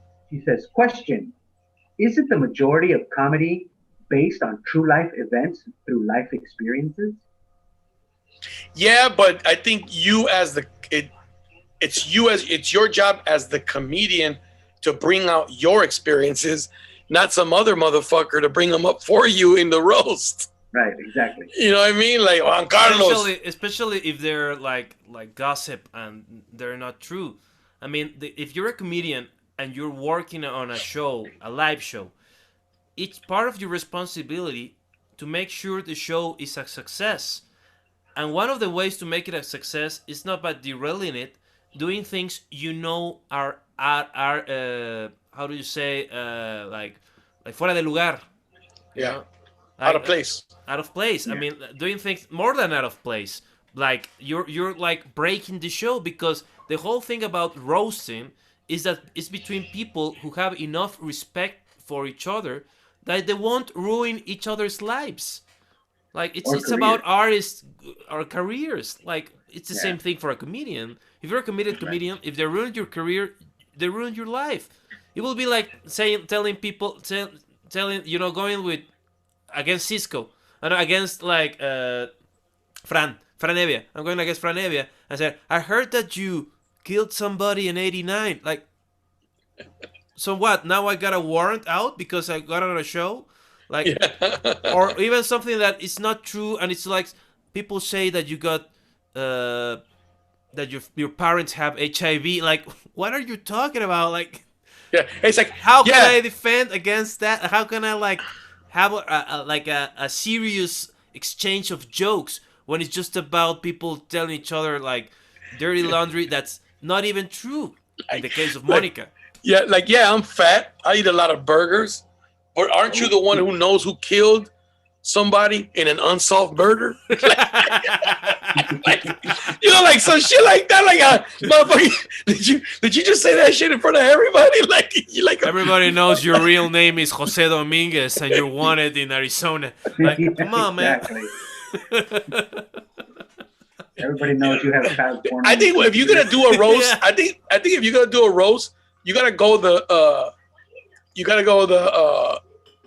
that shit was funny though about the doctor and arguing. Yeah, that shit's funny as fuck. That's why I like those stories, but it's all good. I'll talk about anything. I think if you're gonna go on a roast, you gotta go the Eminem route and you gotta clown on yourself to take away all the punchlines from the other person. It's a comedy show. It's about having fun. Remember when Eminem on 8 Mile when he talks about himself, so the other guy has like the other guy can't say shit. I just fucking bagged on myself. Like, I never saw that movie. Oh yeah, that's how he wins the battle. Like because the guy ate him alive and he stayed quiet. And then the next time he's like, he goes in there and he's like, yeah, I'm white, I'm this and that, fucking, I talk funny, whatever. Like, so now what ammunition do you have? You can't say shit. Everything you were gonna say about him, he just said it about himself. So you're fucked. When you write for a roast, usually you prepare for what the other guy is gonna say. Yeah. Of course. You know which are your weak points, and you have to write a lot. That's also the other part. Like, you don't have time to do that kind of shit because you're writing a lot of jokes. You have to write like 10 good jokes for a show, like, and then learn to deliver them in a way that works, and it's a lot of work. That shit's funny. He's like, you don't have time to. You ain't got time to be bullshitting. Fucking like. So like if you really like imagine somebody's bringing up like shit like yeah man, remember you sold your mom's car to smoke crack, and now the poor lady had to take the metro to work and she worked an hour away, like, and fucking they just bring that shit up in a roast and you're like, what the fuck's that got to do with me, motherfucker? Oh, you did it. What the fuck? Like, or talking about you owe child support, like. But I think I heard child support jokes on a roast, actually. Yeah. But yeah, that's personal too. I believe it. Like, why would you bring shit up like that, dude? That's fucked up. Like, that's airing out dirty laundry. Like it should be about the person there, like there, physically there. You know what I'm saying? Like about look at this, look at Juan Carlos. He looks like a whatever Mr. Peabody. If he fucking like some shit like that. Like, I don't know. Like some shit like that, Cisco, you look like El Canelo's left nut. No? Here we go. Hey, people, you're not the first to tell me that. You know what's even more awkward? You're not the first to tell me that. Usually it's the right nut. Usually they say the right one, but fuck. I mean, I guess, I didn't know you were a Republican. My wife is one of those like she drops those gems. Like, oh, you like she's one of those people that like just fucking kill your parade and shit. Like, oh, mi amigo Fernando, amigos ni los huevos y siempre andan juntos. I'm like, God damn. You know what I mean? Like, she'll say some shit like I'm like, what the fuck? You know what I'm saying? Like, what the fuck? Amigos ni los huevos que siempre andan juntos. No, amigos ni los huevos y siempre andan juntos. Ese no lo había oído. Es un dicho, esos campiranos. Those folksy sayings from the north. Yeah. Right. My grandfather used to have those, all that. I don't fucking know them. I don't go around using that shit. Like, that's another thing. Like that's why albur. When you start fucking doing, or somebody starts doing all that albur to me, I'm like, hey, talk to me fucking Spanish, man. Don't talk to me in some bullshit ass fucking, say it directly. Say it to my face. And it's like, I am saying it to your face. You're just not smart enough to get it. Just don't speak the language. It's like it's a very Mexican thing to have like a private joke only you and 5 friends can understand. Like, or when people would tell me, so here when I would do comedy and they would say, I know, like Cojo used to always like, ni sabe hablar español o quién sabe que, like, that was a little joke. Yeah. And I would be like, all right, you want me to talk to you in English, fucker? So you don't understand me at all? Okay, I speak 2 languages. At least I try. At least I try to speak 2 languages. Don't fucking try to clown on me. What's up? I gotta say, Cisco, you speak much better than when I met you. I mean, like, I think you made a real effort. In Spanish? Yeah. Nah, I think I spoke it better then. Here's my thing, Juan Carlos. I always got insecure speaking Spanish. I think that's part of it. To have. It's like, okay, you know it, right? Like, you in English, like, do you feel insecure if you're talking to people and you like know that they're like, you feel like they're watching every word you say, ready to correct you? Yeah. And that's like, so now imagine you're doing comedy, like you go on stage and you're doing fucking Spanish comedy, and I don't like people assume like, pues tus papás son mexicanos, debes de hablar español mejor. Like, yeah, but my mom don't even fucking speak good Spanish, bro. She's from a rancho. Right. You know what I'm saying? Like, she moved over here when she was 14. Her Spanish ain't much better than mine. My Spanish is better than my mom's. Like, she speaks more fluently, like you wouldn't confuse her. Like she's not. A ella no se le sale lo pocho, whatever. Ella habla más fluido, but I know more words than she does. Right. Like my vocabulary, it's just I get tongue twisted. Like earlier when we were talking and I was on your show in Spanish, in the Hound show, and there's words that just like they're too. You got these letters that are too close together that I can't fucking do. You know what I mean? Like demoralizar, like shit like that. Like that's hard. Yeah. Like I gotta sit there and demoralizar. You know, like. Yeah, it's a whole thing. Speaking in another language, and I thought I spoke English really well. And when I went abroad, when I talked to people in Chicago, I got it. It's not only the words. It's the context and your confidence talking and the tone of your voice. The singy songy way you have to talk to be understood, because you try to talk like you're talking in Spanish, it doesn't work. It's a whole thing. But here's the reality. The reality is this. If I spoke fluent Spanish, all right? Just think about this. If I spoke flawless Spanish, I wouldn't be Cisco from LA. I'd be fucking Cisco from Mexico, from wherever you guys are from. It would make me just like you guys. What should set me apart is the fact that I can speak Spanish, but sometimes I fuck it up. Right. Like anybody else. Like that's also an argument for me. Like the correct way for me to speak Spanish is to pronounce every word like an American would pronounce it. Then where do I fit in? What about my history? Should I have like a very neutral way of speaking? Which regional accent should I have?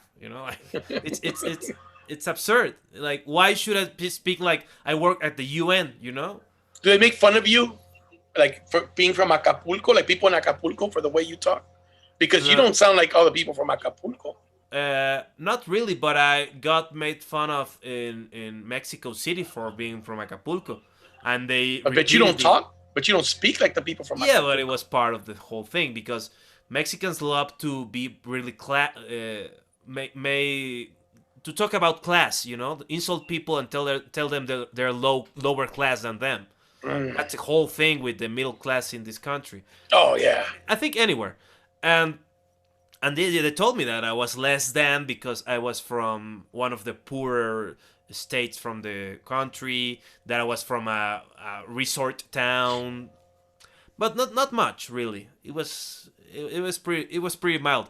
In Chicago, people made fun of me because I remember I was doing an open mic in English, and I said the word. It was an improv open mic. They had like themes in a hat, and you took out and you did your minutes about it. And I did it, and it was about a motel, and I mentioned like a hooker, but I can't pronounce hooker like you should pronounce hooker, it. Like hooker. Hooker. Like hooker. I don't pronounce it hooker, right. So the guy started laughing, like this young kid from fucking Minnesota. like what's so funny? I was really interested. The hooker, you said like hooker. like my wife, dude, it's funny because my wife trips out on the way I say Martin in English. How do you say Martin in English, Fernando? Martin. Right. So she trips out on Martin. Martin. Like I say Ricky Martin. ¿Cómo lo dices? And she'll make me say it. ¿Cómo lo dices? Martin. And she thinks that shit's funny. She thinks it's funny that I just go Martin. No digo Martín. Ricky Martin. Ricky Martin. Y la I, chingados, ¿qué pasó con la I? No sé eso. Or like people like British people, the way they speak, like they really exaggerate it. Especially, I was and it's their fucking language. That's the funny shit. It's not water bottle. It's like it's a water. It's a water bottle. Yeah. It's all about the word, the syllables you don't pronounce. But is that Cockney? Is that Cockney? I think so. Yeah, I think that's Cockney. So, but it's become like mainstream to talk like that. You don't say British. You say British. Because of Beckham and shit. I need to go. All that. All right, mate. All right. Have you seen these videos? They have these videos of kids in England and they have what they call American parties or American themed parties. Holy shit! And one of the things that, yeah, you have to look these up on YouTube. They're hilarious. Okay, and one of the things that is a big thing over there for American themed parties are red Solo cups. You know, and for them, they think that we all, whenever we have a party, we have to have red Solo cups. Like it's a staple. And you know, in a way it is, but that's because they're cheap and you can throw them away. It's not because of some other crazy reason. But the reason I bring that up is because they have these American themed parties and they have British kids trying to speak American English, and it sounds funny as hell. Just really? Like we're making, yes, just like we're making fun of them here, they do it to us, and it's funny the way it sounds. It's hilarious. You got to look it up. It's on YouTube. It's like when Polo Polo would make fun of los gallegos, or remember when he would do, oh yeah, I can't do it. Like, but I know he was like, I didn't know the Spaniards really gallegos, they speak that way. I don't think so. Coño. I think that may be the oldest comedy, you know, like just making fun of the foreigner, you know, like this guy from another land, just make fun of him, you know, because obviously you're in the country, you're the majority. It's funnier that way also. You know what's interesting is the guys, not to speak like English from England, but the dudes in America, like in early America, they would speak like what was that fucking show? He was the butler, not Mr. Belvedere, because he was from England. The transatlantic accent, you know. Yeah, like a transatlantic. Yeah, like yeah. It was like a mixture between American and English. Like you're a blue blood, you know. Yeah, like the American elite spoke like that, spoke that way. Like, but it wasn't British. What's that fucking accent, bro? It's like the generals in like Glory, the way they spoke. I think that's what it's called, transatlantic. You know, transatlantic. Like the lady on the Marx Brothers, you know, like I never like. Yes. Well, I never. You know, like yeah, like shit like that, dude. Like I remember Red Fox, and you never will. The lady goes, well, I never. Yeah, and you never will.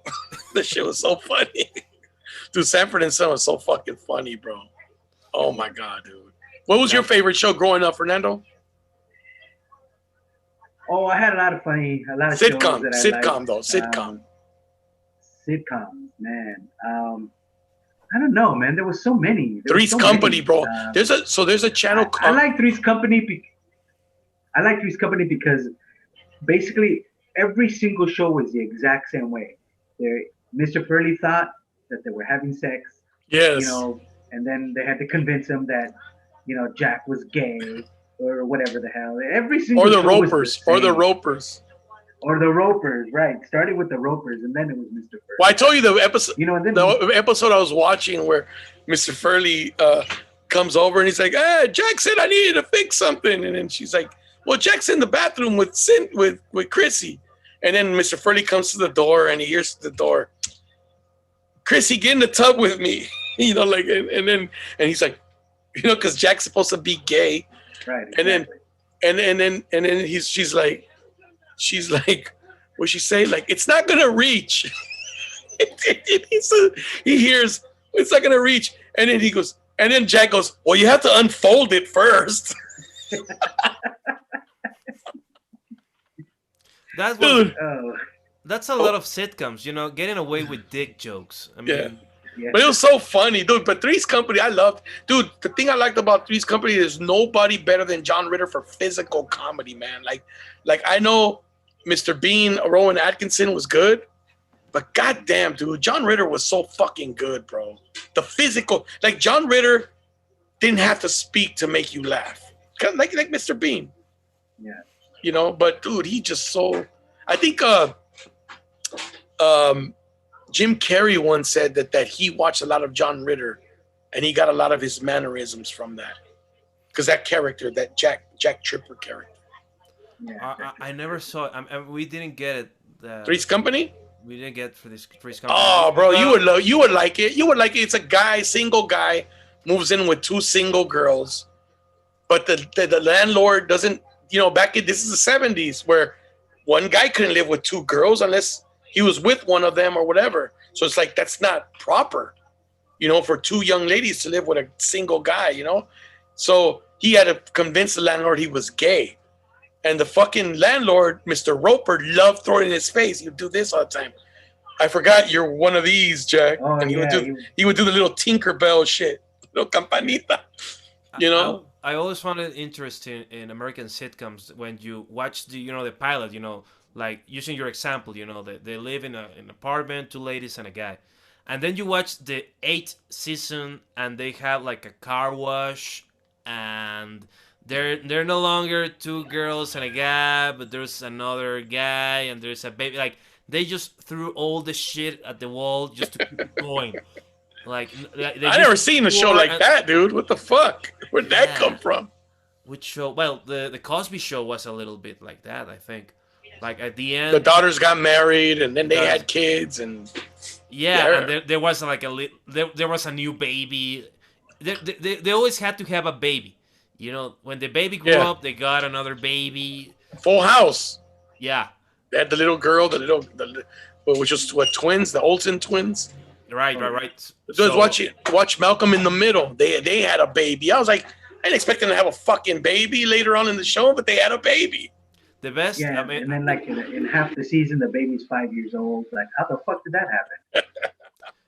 I think it was in Married with Children, or they never had a baby, did they? I think there was a baby. What the fuck? And then people got mad about it. So one baby died. The baby got off the stairs and never came back down. Like they never mentioned it again. What kind of shit is that? The baby just disappeared. Yeah. It was a famous case that they just disappeared the baby. That people weren't happy about it. Fernando, how old do you feel that the fact that Simpsons are still on, bro? Oh fuck! I know it's been like over 30 years, right? Dude, I remember when Fox was a new channel. I do remember when Fox was a new When channel. Fox became a new channel on KTTV, because it used to be KTTV Channel 11 here in Los Angeles. Then it became Fox Channel 11. It's still KTTV, but it became Fox Channel 11, and then the new lineup, Sunday night lineup, and it was in living color. There was a show called True Colors about a black guy with two black sons. He married a white lady with a white daughter. And there was like that little culture clash. There was the Tracy Ullman show. Yes, that's where The Simpsons premiered. And that's where The Simpsons came from. Yeah, the Tracy Ullman show. And then there was, what was that dude's name? That show he was in high school? Oh. And then there was that Stand in the Place Where You Were. Remember that show? That REM had that REM song? Get a Life. Get a Life. Then there was that show, Get a Life. And then there was that other one where the guy was in high school. Yeah, something Parker. Something Lewis Can't Lose. Parker Lewis Can't Lose. Parker Lewis Can't Lose. Those were and then Married with Children. Those were all the new shows on Fox, man. Okay, now going back to your question where you asked me, what was your favorite TV show growing up? Married with Children. Married with Children. I fucking loved Married with Children. You couldn't because of Christina Applegate or because of the show? Because of the show. Christina Applegate was also a bonus, right? It's a bonus, but the writing was genius. You can't make a show like that today. You know what I mean? Al Bundy, Ed O'Neill's character, hilarious, absolutely hilarious. Hey, Peg, why don't you come over here and rub my nuts? Never said that. You know what I mean? No, but the whole thing with I guess nowadays it would be considered misogynistic. Yeah, I don't think you could do a show like that nowadays. It's just so lame. Now imagine if that shit was never made and somebody came up with the idea now, and they'd be like, "No, man, we can't put that on the air." Like, there's gonna be a lot of shows like that. People are gonna have ideas where networks and we can't have that. That's too. But the beauty is there's YouTube. That's the difference now. And a motherfucker could just throw that. If he can somehow get some kind of funding or some kind of backing, they can throw it on YouTube and make a show out of it. And then once it becomes popular, oh yeah, we want it now.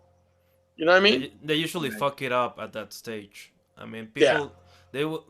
There's an example. Like I really used to like. Well, I don't know if it's a good example, but I really like this show, Stella.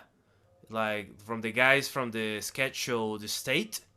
Never Michael seen Ian that. Black. They were a bunch of white kids that had a sketch show. And Michael Showalter, David Wayne, he directs a lot of movies right now. They did Wet Hot American Summer and all that.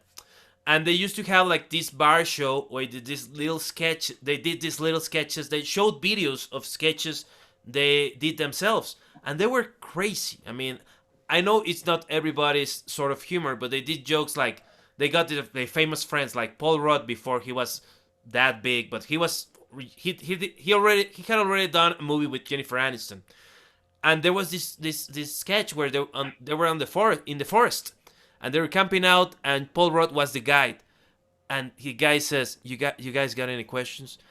And Michael Showalter says, "Yeah, have you ever sucked your dog's dick?" That was really funny to me when I was 16 years old. It was about being really outrageous and doing things you couldn't do. Yeah. Cut to Comedy Central. They give them the show. The show doesn't work. It Sucked. because it doesn't have any edge anymore. Yeah. It used to be about jokes that don't work and about anti-comedy, and they didn't go for it. So usually it goes like that. Speaking about Married with Children, I watched Married with Children and also its clone, which was It's clone. Yeah, there was like a knockoff Married with Children. Not on Fox though, right? Not on Fox. I think it was NBC, and they had like this character that was like a puppet, and I think Bobcat Goldthwait did voice like a Oh yeah, what was that show? It was like name. What was that show? Fernando? Yeah, Bobcat Goldthwait was the Married with Children. not Third Rock or one of those shows. No, that was it had a name that was exactly the same as Married with Children. I'm searching for Married with Children clone. What the? Hold on, Bobcat. I'm gonna look up Bobcat Goldthwait puppet. Yeah, I don't remember. I'm sure that when you say the name, I remember that. I remember. Happily Ever After. Unhappily Ever After. Happily Ever After with Courtney Cox. I never watched that. Yeah, I never saw that. Dude, I never watched Friends, bro. I was never a big fan of Friends. I just it was too cheesy for me. With Geoff Pearson, you don't know him, but he usually plays the president or the white guy. Nikki Cox, who used to be married or still married to Jay Moore, I think so. I don't know Nikki Cox. You know Nikki Cox, Fernando? I've heard of Nikki Cox. I know who she is. I know Courtney Cox because of the Dancing in the Dark video with Bruce Springsteen. No, Courtney Cox, yeah, of course, especially only. I found I was like years later. I was like, when somebody told me that she was in the Bruce Springsteen video, Dancing in the Dark, when he goes, "Hey, baby," and fucking, I was like, "Oh shit, that was her." Holy fuck. It's a trip how like that shit like is one of those things where like, wow, I didn't know that. Or when you look back at certain movies, like old movies, and then you realize, oh my God, this actor's in this fucking movie? I didn't know that. Like there's what movie is that? I think it's Full Metal Jacket, I want to say. I could be wrong though. Mm-hmm. Vin Diesel is in it. When he was Saving Private Ryan. Oh yeah, Saving Private Ryan. Vin Diesel is in Saving Private Ryan. How about when Forrest Whitaker was in Different Strokes? I don't remember Forrest Whitaker in Different Strokes. Dude, he came on. He was a bully. He wasn't the gooch. You remember the gooch? Remember that? Did you ever watch Different Strokes? I did watch Different Strokes. I don't remember the gooch character. Here's one thing I used to say. I used to say this. The joke never took off, but I used to say this on stage. I was fucked up that black people in a sitcom could never be successful unless they were adopted by a white person. Webster, Different Strokes. Right. And there was something else. And I was like, ain't that about a bitch? Good Times, lived in the ghetto. What's happening? Lived in the hood. But fucking Arnold and Willis, they moved, the Jeffersons, I guess they moved up. The Jeffersons moved up. Yeah, well, it's right in the fucking song. Yeah. But yeah, dude, but like it was crazy how back in the day, like Latinos, I don't think we fucking ever had a good dude. Freddie Prinze played a Chicano in fucking East LA. He lived in a van inside a fucking garage. Yeah. And also you had like that 70s show. I mean, right in the 90s, they had a character who was Latino and wasn't even allowed to speak in Spanish, really. And he spoke like that, like hooker. He spoke like that. Like... He couldn't pronounce hooker correctly. He was called Fez because he was foreign exchange student. God damn. They never said his name. They never actually, told us what his character's name was. He just called him Fez. Yeah. I'm sorry to say, but American media, they always like to pat themselves on the back about how liberal they are. And you only have to look back like 2 years and see the most racist thing ever. That Big Bang Theory, the character of the Indian guy. I mean, the actor speaks English well, but the character, he speaks like Apu. I was just watching something like that. Damn, I was just watching something like that the other day, dude. And you should hear it in Spanish. Big Bang Theory in Spanish is a trip because they get really creative with the foreign characters accent. Oh, I bet they do, man. I mean, fuck. Look, dude. I'm trying. Hold on. I'm trying to find this. What? Fucking. There's an episode of that 70s show where Faz sings in Spanish. And they just tell him to shut the fuck up, like. What the? He sings "Bésame mucho." Like, whatever, man. What the fuck? That's fucked up, dude. That's totally fucked up. Meanwhile, Danny Masterson raping everybody. Not good. Exactly. Oh, I heard that too. Yeah. Not the Latino guy, right? No, not the Latino guy. Although he supposedly was the guy who took Lindsay Lohan's or maybe another Nickelodeon star's virginity. Like, he was like a playboy. He got around, but smartly I'm trying to find this post that. Oh, here it is. When white people write for Mexicans, this is how it goes. White people writing Mexicans, dear ancestros. Hoy has been an ay caramba day. I mastered making tortillas and greatly honored mi abuela. I pray to la Virgencita de Guadalupe that she blesses me and my burro. For tonight, I will fight the cartel in the lucha libre ring. Dude, like, that's the shit they write. Yeah. Right. So then I put Chicanos writing Mexicans. Hey fool. I bought some flour tortillas because I was feeling proud of my race. Them shits were badass, like my nana used to make them shit. I know some vatos are after me, but I'm an Aztec warrior and I will never let the barrio down. Isn't that how Chicanos write for Mexicans? Yes. And isn't that how white people? That's true. That's how white people write for Mexicans. Yeah, it's just so. Both counts. Also, Go ahead. I'm sorry. Also, white people writing for Chicanos, I think, and also Mexicans writing for Chicanos. I think that let loose some cliches here and there. Like calling people Holmes. Hey Holmes. Well, that's people talk like that. Hey homie, I'm homie Cisco. But right. Nobody says Holmes anymore, or do. Nah, some people do. Yeah, some people do. Yeah, I still hear it. Older vatos talk like that. I'm like, hey Holmes. You've been up to, like, older guys won't say homie. They say Holmes. Like, homie is a thing. Like, some people say homie is a black thing and they won't say it. Like, nah, we're not. There's those guys. We're not fucking black. And you always have those fucking guys. You're like, come on, man, just calm down. But nobody's anything. Just, we grew up here and shit. No, it's funny because, so you have Chicanos who talk shit about white people, but then they talk shit about Mexicans. And you're like, well, who the fuck are you with? Or who the fuck? I'm a Chicano. You're like I don't like anybody. Fuck everybody. You're like, holy shit, dude. Like here, I don't know in Mexico that did people walk around with the prefiero morir parado que vivir de rodillas? Was that a popular shirt?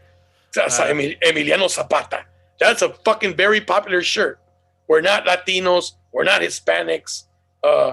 You know, Mexican, Emiliano, not Hispanic, not Latino, Mexican. Yeah, we're Mexican, and I to some degree I agree with that. Like Latino, we didn't decide to call ourselves that. Hispanics, we didn't decide to call ourselves Hispanics either. I remember a quote from George Lopez, I think.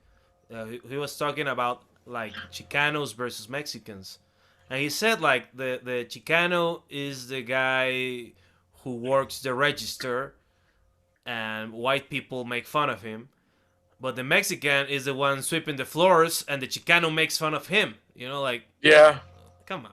That's true. Like but okay, that's. But you want to know something? Bring it into your company. But you want to know something? You want to know something? Don't tell me there's unity right after that, because everybody knows that. No, but you want to know something, bro? Eventually, that Mexican guy that was being made fun of by the Chicano becomes that Chicano's boss. Yeah. Like he jumps him, like he lo brinca, and he becomes lo hacen patrón. Because why? Because the Mexican guy who comes to the Mexican person, period, that comes to this country, works harder than the Mexican person born in this country. I ain't gonna lie, dude. There's shit that people want. There's shit that people, Mexican people, that immigrants do, that I'm not gonna fucking do it. It's the same way, like, okay, you're never gonna catch a black person out in the fields picking strawberries. Why? Because they feel I'm going backwards. I ain't fucking doing it. Like, and us as Chicanos, bro. As pochos, Chicanos doing that. Pochos. You won't. Us as pochos and Chicanos, we're the same way. Like, if I go do that, I'd rather be broke, bro. I'd rather be fucking broke and complain that I can't find a job. Serious shit. I'm not gonna lie. I'm not. No, let's not sugarcoat shit. We rather bitch and complain that we can't find a job than fucking go do some of these jobs. Like, fuck that shit. Eso es lo que hacen los mojados. You know what I'm saying? That's dude. And the reality is, not just pochos and Chicanos say it, but Mexicans who came and have been here for a while, they'll say it. Like, I'm now, I have papeles now.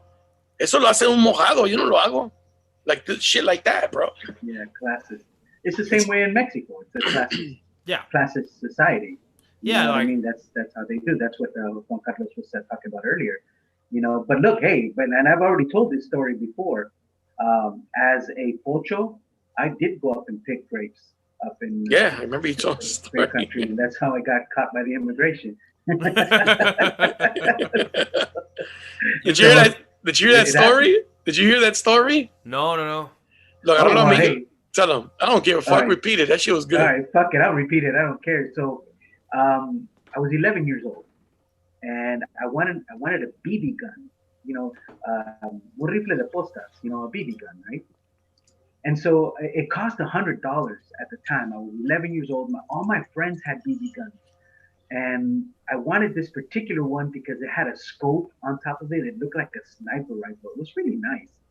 So I told my dad, you know, I really want this BB gun. And my dad was like, I'm not going to pay $100 for the BB gun. Absolutely not. But I'll let you earn the money. So I'm thinking, okay, cool. What is he going to make me do? Cut the grass, wash the car? I already do that shit. And he's like, no. Go up north to Lodi. I have a lot of family in Lodi, California. And Lodi, California is where they have all the grape fields. It's wine country in California. You know, that's where they pick all the grapes to make the wine. And so he's like, go up north and pick grapes with your cousins, you know, and earn the money. And I was like, yeah, okay, cool. So I went up north, you know, and, you know, I have family up there. My grandfather he was kind of like the supervisor, kind of. He would take us to the grape fields, right? Wake up at freaking 4:00 in the morning, pitch black, all right? And he would drive us out to whatever grape field we were going to pick that day. Now, where my grandparents lived, it was like 2 miles of just grapes. You couldn't even see your neighbors. It was just grape fields, like an ocean of grapes. You know, and everywhere in Lodi out there is, you know, well, they have a city park, but everywhere it's a lot of grapes. So every time that we went to pick a grape on a different day, we went to a different area. Obviously, we're not going to pick grapes in the same area because we already picked those grapes. So we had to go to different areas. But when you get up at 4:00 in the morning and it's pitch black and everything looks the same, you know, if they would have dropped me off right there, I would be lost. You know what I mean? Because I have no idea. Everything looks exactly the same. You know, everything looks like grapes. So anyway, I'm deviating from the story. Let me just get to the point. So we're picking grapes, right? And it's like 11 o'clock in the morning, all right, picking grapes. And somebody yells out the word, La Perrera. And everybody drops their buckets and just starts fucking running in different directions. Okay. Now listen, in my mind, I'm thinking to myself, what did I hear? What did I hear? Did I hear perros? Hay perros? Did I hear? No, there's dogs, right? I don't know what the fuck I heard. Did I hear perros? Did I hear la perrera? I don't know. The point is, if you're with a group of people, and there was like maybe 40 or 50 people, and my cousins, there was like 5 of them, okay? But we're in a big group of 40 or 50 people, right? If you're in a big group of people and everybody all of a sudden starts running in different directions, what are you gonna do? You're gonna fucking run. Even if you don't know why you're running, you're gonna run because everybody's running, right? So I hear somebody yell out, La Perrera! Everybody drops their buckets and just scatters in different directions. So I'm like, fuck. So I dropped my buckets and I ran straight. And I'm running straight, right? And in between the partitions of the grapes, you know, I look over to the right, I see police cars. We weren't that far away. We were like maybe 10 yards, 15 yards from the street, right? I see police cars on the street. So I think to myself, go towards the police. That's safety because whatever it is people are running from, go to the police. You'll be safe there. So I run that way, right? And as soon as I come out of the grape fields, you know, I even stopped. I even wiped my brow. Finally, safety. And I look at the door of the police car or the squad car, and it says U.S. Border Patrol, right? So the Border Patrol agent is standing there, and he tells me in Spanish, you know, ¿Pa dónde corres? And I answered in Spanish, aquí contigo, right? And then I see the door. I see the door, and I'm like, oh fuck. Now I'm 11. I'm not stupid. I know what's going on, right? Mm-hmm. It's a raid, and I'm like, oh fuck. And then of course, when you see that, I'm like, oh man, oh look, I'm an American citizen. And he's like, oh, you are? Now I'm speaking English, right? And I'm like, yeah, I was born here, you know. And he goes, well, why are you running? I'm like, because everybody ran, you know, and that's true. Everybody fucking ran. He goes, who are you here with? I'm like, my cousins. And like, where are your cousins now? I'm like, I don't know. Everybody ran. He goes, well, where are you staying? I'm like, with my grandparents. He's like, well, where do they live? I'm like, I don't know. And that was the truth. I wasn't trying to be deceitful. I wasn't trying to lie. I didn't know how to get back to my grandparents' house because everything looked the same, you know. And when we left my grandparents' house, it was pitch black dark. You know what I mean? I don't know where my grandparents lived at that point. And they're like, well, do you have their phone number? I'm like, nope, just my mom and dad's number in LA. So they catch a lot of people. You know, they catch a lot of people and they're putting them into the paddy wagon. And everybody that they catch, the agent, you know, I'm standing there next to the agent and they're like, do you recognize anybody? Do you recognize any of these people? I'm like, nope, none of these are my cousins, none of them. And they're like, okay. So they pack it up. They're getting ready to go. And the Border Patrol agent says, look, you're going to have to come with us. And I'm like, why? And he goes, because you don't know your grandparents' phone number. You don't know how to get back there. You don't know where you are, right? And you're a minor. We can't leave you here. So I was like, all right, well, fuck it. I guess I'm going to go over there. You know, I guess I'm going with you. So they drove like half an hour to their office in Sacramento. When we got there, I had to call my mom, right? So I called my mom. And my mom is such a sweet, angelic person, you know. As soon as she answered the phone, I was like, hi, Mom. She heard my voice. She was like, mijo. She was like, you know, I miss you. I love you. How are they treating you? Right? And I'm like, Mom, I got caught by the immigration. Yeah, Mom. Me agarró la migra. And she's like, I couldn't see her face. This was not FaceTime. You know, this was back, you know, landline telephone.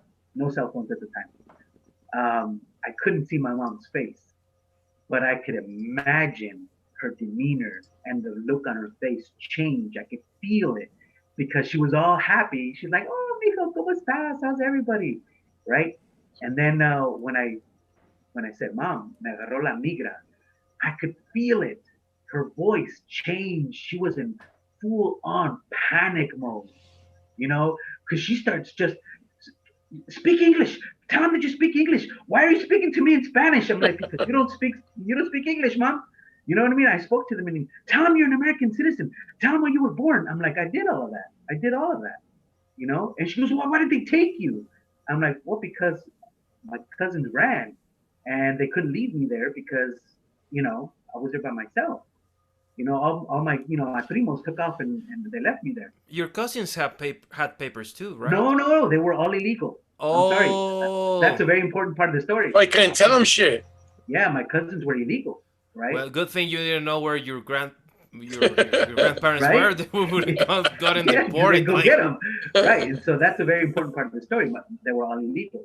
So my mom, we had to wait for my dad to get home, and my dad would get home like 5:30. And this was like noon now. It's like 12:30. We had to wait until 5:30 for my dad to get home, so that my mom told my dad, because my mom wasn't sure who was legal and who wasn't, so they could come pick me up, like my tios, right? But my dad knew. So at 5:30 came around, I called the house again in LA, and by this point, my dad was fully aware of the situation. My mom had already, briefed him on it. So I called, and he's like, "Bueno, mijo," and I'm like, "Hey, Dad, me agarró la migra." Dijo, "Ya me platicaron." And basically, he said, "I already called your uncle, and your uncle's gonna go get you. Your uncle, he's legal. He's gonna come pick you up." So I'm like, "Okay, cool." So my uncle came to the office. He picked me up, and they didn't even ask him for papers, dude. Nothing. They didn't ask him for his documents. They're just like, they asked me, "Do you know who this man is?" I'm like, "Yes." I'm like, "Identify him. What's his name?" So then I gave him his name, and he's like, "What is he to you?" I'm like, "He's my uncle." And he's like, "Okay, cool. You're free to go." So I got out of my uncle's car. We left, right? Go back to Lodi. When we got to my grandfather's house in Lodi, my cousins were there, and they were doing, they were making a carne asada. They were making tacos and everything. I forgot about that. And as soon as I pulled up, they were like, "Hey, el pinche Ferni." That's what they used to call him, right? El Ferni, right? "Hey, el pinche Ferni. Mira nomás." Oh, fuck, dude. And one of my cousins was like, "I fucking saw you. I saw you run straight into their arms," right? And he goes, "And I was calling out to you," right? And I'm like, "Well, where the fuck were you?" They have like drainage ditches, so like canals, for the water, for irrigation. He ran into the fucking pipe. He ran into the drainage ditch, into the pipe, okay? Damn. And he goes, "I saw you running straight to them, and I kept calling out to you. I kept saying, Fernando, come over here." And you were like, "No, fuck that. I'm gonna go straight to the immigration," right? So my cousins are laughing, they're like, pinche Fermi, whatever. My uncle, the one who picked me up, he thought it was funny. And so he decided to join in on the joke. And he said, "Oh, you should have seen him. When I picked him up, you should have seen him. He was crying. He thought they were going to send him to Mexico. He thought he was going to get deported. But that's not true. I wasn't crying. I was never scared because I knew I wasn't going to get deported. You know what I mean? I was never scared. But my uncle thought it would be funny to say that. He was crying. There's a lot of like bad judgment calls in. Well, it was between. fine. He was your father's brother, right? Correct. Yeah, so they both had the whole thing, like not having.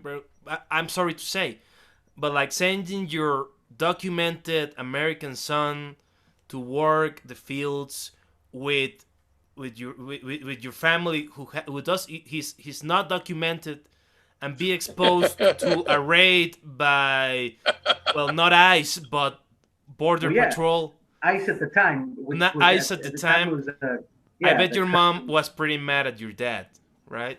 Like, ya ves, cabrón. No, you know what? My mom maybe I don't know if my mom was angry or not, but my mom was very timid. My mom is still very timid. No, it's because excuse me, es because here Juan Carlos es la creencia de que ve a partirte la madre para que sepas lo que es ganarse $1. You know what I'm saying? Like that's the thing. So yeah, you're talking about bad judgment. His dad saw it as a learning lesson. A learning this was gonna happen if you don't go to school. This is where you're gonna end up. Yeah, that's because Mexican parents here, that's what they do. Dude, they used to threaten me to send me to El Rancho to go fucking cortar chiles. Like, vas a ir a cortar chiles. Te voy a mandar a México para que te hagan hombrecito allá. Yeah, they're always like talking down to you, like it's your fault that you had a better life than them. Yeah. They resent that your life is better than their own life. Yeah, exactly. Man. Exactly. So tell him, Fernando. So check this out. All right. So again, this is the whole thing with my uncle, right? Saying that, you should have seen him. He was crying, blah, blah, blah. And that part was not true. So fast forward, maybe like. So how'd you look when he said that? How did you look at him? Like kind of like confused? No, I did say no. I wasn't crying. And of course, my cousins and my uncle, they started laughing their asses off, right? And my uncle was like, "It's okay. You were scared." I'm like, "No, but I wasn't crying." And I'm trying to deny it. Now keep in mind, a grown man bullying a child. Bullying me. I don't take it that way, but it was funny, right? Now keep in mind, I was 11. My cousins were maybe like 16, 17. So they were older. You know what I mean? They were older. And so, yeah, I did feel like I had to, explain myself. I wanted them to believe me, but they wouldn't believe me, and they're laughing their asses off. So fast forward, 30 years later, we're at a family reunion, right? And the whole family's there, of course. And somehow, I don't know how the topic of conversation came up, but that story came up. Remember when Fernando got caught by the immigration? Remember what happened? And everyone starts laughing and it's hilarious. And then my uncle was like, "Oh yeah, I remember when I went to go pick him up." He was crying his ass off. He thought he was going to be deported. He thought he was going to have to go live in a rancho. So petty. Ordeñar las vacas, right? And I was like, "Tío, listen, that never happened. I never cried." Right? I never cried. And he was like, no, mijo. I understand. And so later on, I even took him aside later on when, the story changed and I'm talking to my uncle in private, just me and him. I'm like, Theo, I know that, I don't know if you're just saying that to be funny or if you actually believe it, but I wasn't crying. And he tried to convince me that I was. He tried to gaslight you. Yeah, no. I think, at this point, they're also elderly now. You know what I mean? But I think what it is that he has convinced himself, maybe he's told this story several times, and he has convinced himself that is what actually happened. That I was crying because he tried to convince me. He's like, "Listen, mijo, you were a little boy. You were scared. It's natural." I'm like, "No, tío, but I was never crying. I wasn't crying." And he goes, "Mijo, it's okay. You were scared. You were little. You thought they were going to deport you." I'm like, "No, I was never fucking crying. I knew they were never going to deport me. They gave me donuts. I got to watch TV. You know what I mean? I got to ride in the front seat of the patrol car, not in the paddy wagon. I was not going to be deported." So you were in the front seat while the undocumented laborers were in the paddy wagon? Yeah, they had two vans and they were just like, "Bitch." I know, they're like, "Hijo de su rebón." Pocho, look at that pinche pocho right there. So yeah, that's basically, you know what I mean? I like to tell that story when I like to say, "Oh yeah, I fucking got that shit's funny as fuck, dude." Immigration. No, it's funny as your uncle. "Mijo, you were crying. It's okay. Mijo, you were crying." Okay. He in Spanish, he's like, "Mijo, eras un morrito. Está bien. Tenías miedo." I'm like, "No, I wasn't scared. I was never scared." But you know what? Mexican thing, You know what? You know what else? You know what else happens here in Los Angeles? I don't know if they do this in Mexico. Is your parents will take you one of my former football players reminded me. His dad used to take him to Skid Row whenever he got bad grades. Oh shit! So when you get bad grades, your dad will take you. Imagine your dad takes you to Skid Row so you can see all the people living in tents. Dude, have you? Did you go to Skid Row when you came to LA? No. All right. Next time you bomb, I'm gonna take you to Skid Row. Like you better start writing, motherfucker. Okay, so I have another little story related to Skid Row, which was very interesting too. Hold on, real quick. You didn't go to Skid Row. Skid Row? Have you ever seen like images of it on TV or whatever? I don't think so. It's like the ghetto. No, Skid Row is where all the homeless people live in downtown Los Angeles. It's tent city, bro. Son puras casas de acampar por toda la calle, and it's like it's not one street. It's block after block around the corner, and on any given day, you could fucking pass by and see somebody squatting and taking a shit in the middle of the street. Oh, yeah. Because people. So during Reagan's administration, he closed down all the mental hospitals and threw all those people in the street. So you got all these people with mental issues living on the street. Now, some of them don't have the mental issues, but a lot of them do. Right. So sorry. Go ahead, Fernando. No, it's okay. I'm trying to remember the year. I can't remember the exact year, but there was a concert at the LA Coliseum called LA Rising. It was with Rage Against the Machine, Muse, Rise Against. Anyway, my brother and I and a couple of my other friends, it was like 6 or 7 of us, we bought tickets and we went to this concert. And so we decided, let's take public transportation because it's the LA Coliseum. Traffic sucks. Parking sucks. So we took the bus. We took the Silver Line. We actually did take our cars to Union Station, and we parked at Union Station and then took the Silver Line, which is a bus, to the LA Coliseum. When the concert finished, on the way back, we figured we'll take the same bus line. Usually, the bus goes in the same direction. So we took the Silver Line, and we figured it would go to Union Station and would drop us off at Union Station. It did not. It stopped. The last stop was in the middle of Skid Row. Whoa. And I remember this was like 3 o'clock in the morning now. Fuck. And I remember the bus driver, once she hit her last stop, she's like, well, where are you guys going? We're like, well, we're going to Union Station. This is the Silver Line, right? And she goes, yeah, this is the Silver Line, but I'm not going to Union Station. She was actually kind of, the way her whole demeanor and her accent, I ain't going to Union Station. Yeah. This is my last stop. Oh, baby child. Like, what? And she goes, yeah. I'm like, and we're like, whoa. Fortunately, there were like 6 or 7 of us, but we had to walk from Skid Row to Union Station in the middle of the fucking night. Oh, fuck. Dude, well, it's like how many blocks? It's like 6, 7, 8 blocks? Yeah, something like that. But I mean, yeah, dude. Yeah, but in the middle. Homeless people after homeless people after homeless people. And everybody was cool. Nobody said anything, because there was a group of us.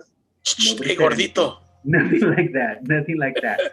But the only people, and I hate to put it out this way, but the only people who wanted to start trouble with us, believe it or not, were the police. Because we're walking. The fucking police yelled out at us, where are you guys from? Like they were fucking gang members. And we all looked at each other like, what? You know what I mean? Like, what?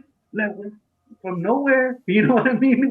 We're not a gang. We're trying to get back home. We're trying to get to our cars at Union Station. But the police were trying to fuck with us, of all people. And so I think the lesson here is that if you're 11 years old and a cute kid, cops will give you donuts. You were 11? No. When you were caught by the police, by the migra. Yeah. But once you're a teenager, a brown teenager is gonna be harassed by policemen. I mean, that's... Well, yeah, and especially if we're a group. So we kind of did look like we were a gang. You know what I mean? Like 6, 7 guys walking down the street at 3 o'clock in the morning. It does look a little suspicious. I get that. You know what I mean? But so what happened? So this is what actually happened. One of our friends, did know where Union Station was because his dad had a shop somewhere in downtown LA. So he knew where he was, and he's like, "We're going this way." There's a strip club across the street from Union Station, across the freeway, called Deja Vu, right? So there's this van, like not even a van, but like a car passed by that had Deja Vu all over it, and it had strippers in it, and they passed by and they're like, "Hey, where you guys going?" And they had passes to go to the strip club. You know what I mean? And in the back of the fucking passes, they had a map. They had a fucking map of how to get to Deja Vu strip club. Like a little like streets and shit like that. Yeah. And we just followed the map because they didn't give us a ride, but they gave us, like the little business cards with the passes. And they're like, here you go to Deja Vu. And we're like, yeah, okay, sure. And that's one of the ways we got back. We managed to find our way back because of what, through the strip club? What the fuck? It was across the freeway. So as long as we I know where it's at. It's right along the 101. That club was. Yeah, we could see Union Station. Yes, exactly. So we could see Union Station from there. So yeah. Damn, dude. Didn't have to work out the next day. Dude, when I was 14, when I was 14, we used to take the bus to Dodger games. So we would take the 6 from Huntington Park. We would take the 60 all the way down, and it would take you all the way to 7th and Spring. And then at 7th and Spring, we'd jump on the bus that would take you to the stadium, up to the stadium. Yeah. So no. But the games end 10:30 at night, man. This is school night. My buddy would I'm telling my mom, I'm going to the Dodger game. And we just jump on the bus, 14 years old, and go to the game. Nobody would ask us shit. We just buy tickets up there. That's where you could buy like pavilion tickets for like $4. Oh yeah, I remember. You know what I mean? Dude. But on the way back, like at 11:30 at night, when they'll drop you off so downtown LA used to be fucked up, bro. Like as fucked up as you have still, like, but the whole entire downtown LA used to be shitty, like really, really bad, Juan Carlos. Mm-hmm. But they've done a good job in fixing it up here and there. Pero no, estaba todo madreado. And you had homeless all over. Now they're everywhere. Now they're kind of concentrated in one area. You still see them, scragglers, but mostly they're in Skid Row. And bro, fucking it dropped us off. It's fucking 11:30 at night, and then the bus wasn't coming, man. And we're just fucking sitting there, and you just see weirdos walking back and forth. Oh yeah. I'm 14 years old. When I was 14 years old, I was like fucking 5'1", 5'2", bro. There's nothing wrong with being 5'2", 5'3". There's nothing wrong with being short. There's nothing wrong with being 5'3". Nothing wrong with being 5'3" at all, bro. But I don't have like a Andy. But we got when the bus would finally come, we get on the bus and we always sat in the back. You go sit in the back. The shit you would see in there, like hookers get on there, fucking with that nasty smelling like old lady perfume. Like you're like, oh, estás mareando, cabrona. Like wearing the leopard skin tights. Like shit like that. Like corny shit. And then people would, I remember this one time this guy got on the bus with a fucking colostomy bag and he's like showing it to everybody and asking for money. Like he shows it to you like, this is where I shit. You have $1? I'm like, what the Was there shit in the colostomy bag? Oh, I didn't look, bro. I couldn't fucking look. And I remember like, I remember somebody said, man, it smells like who did it and what for.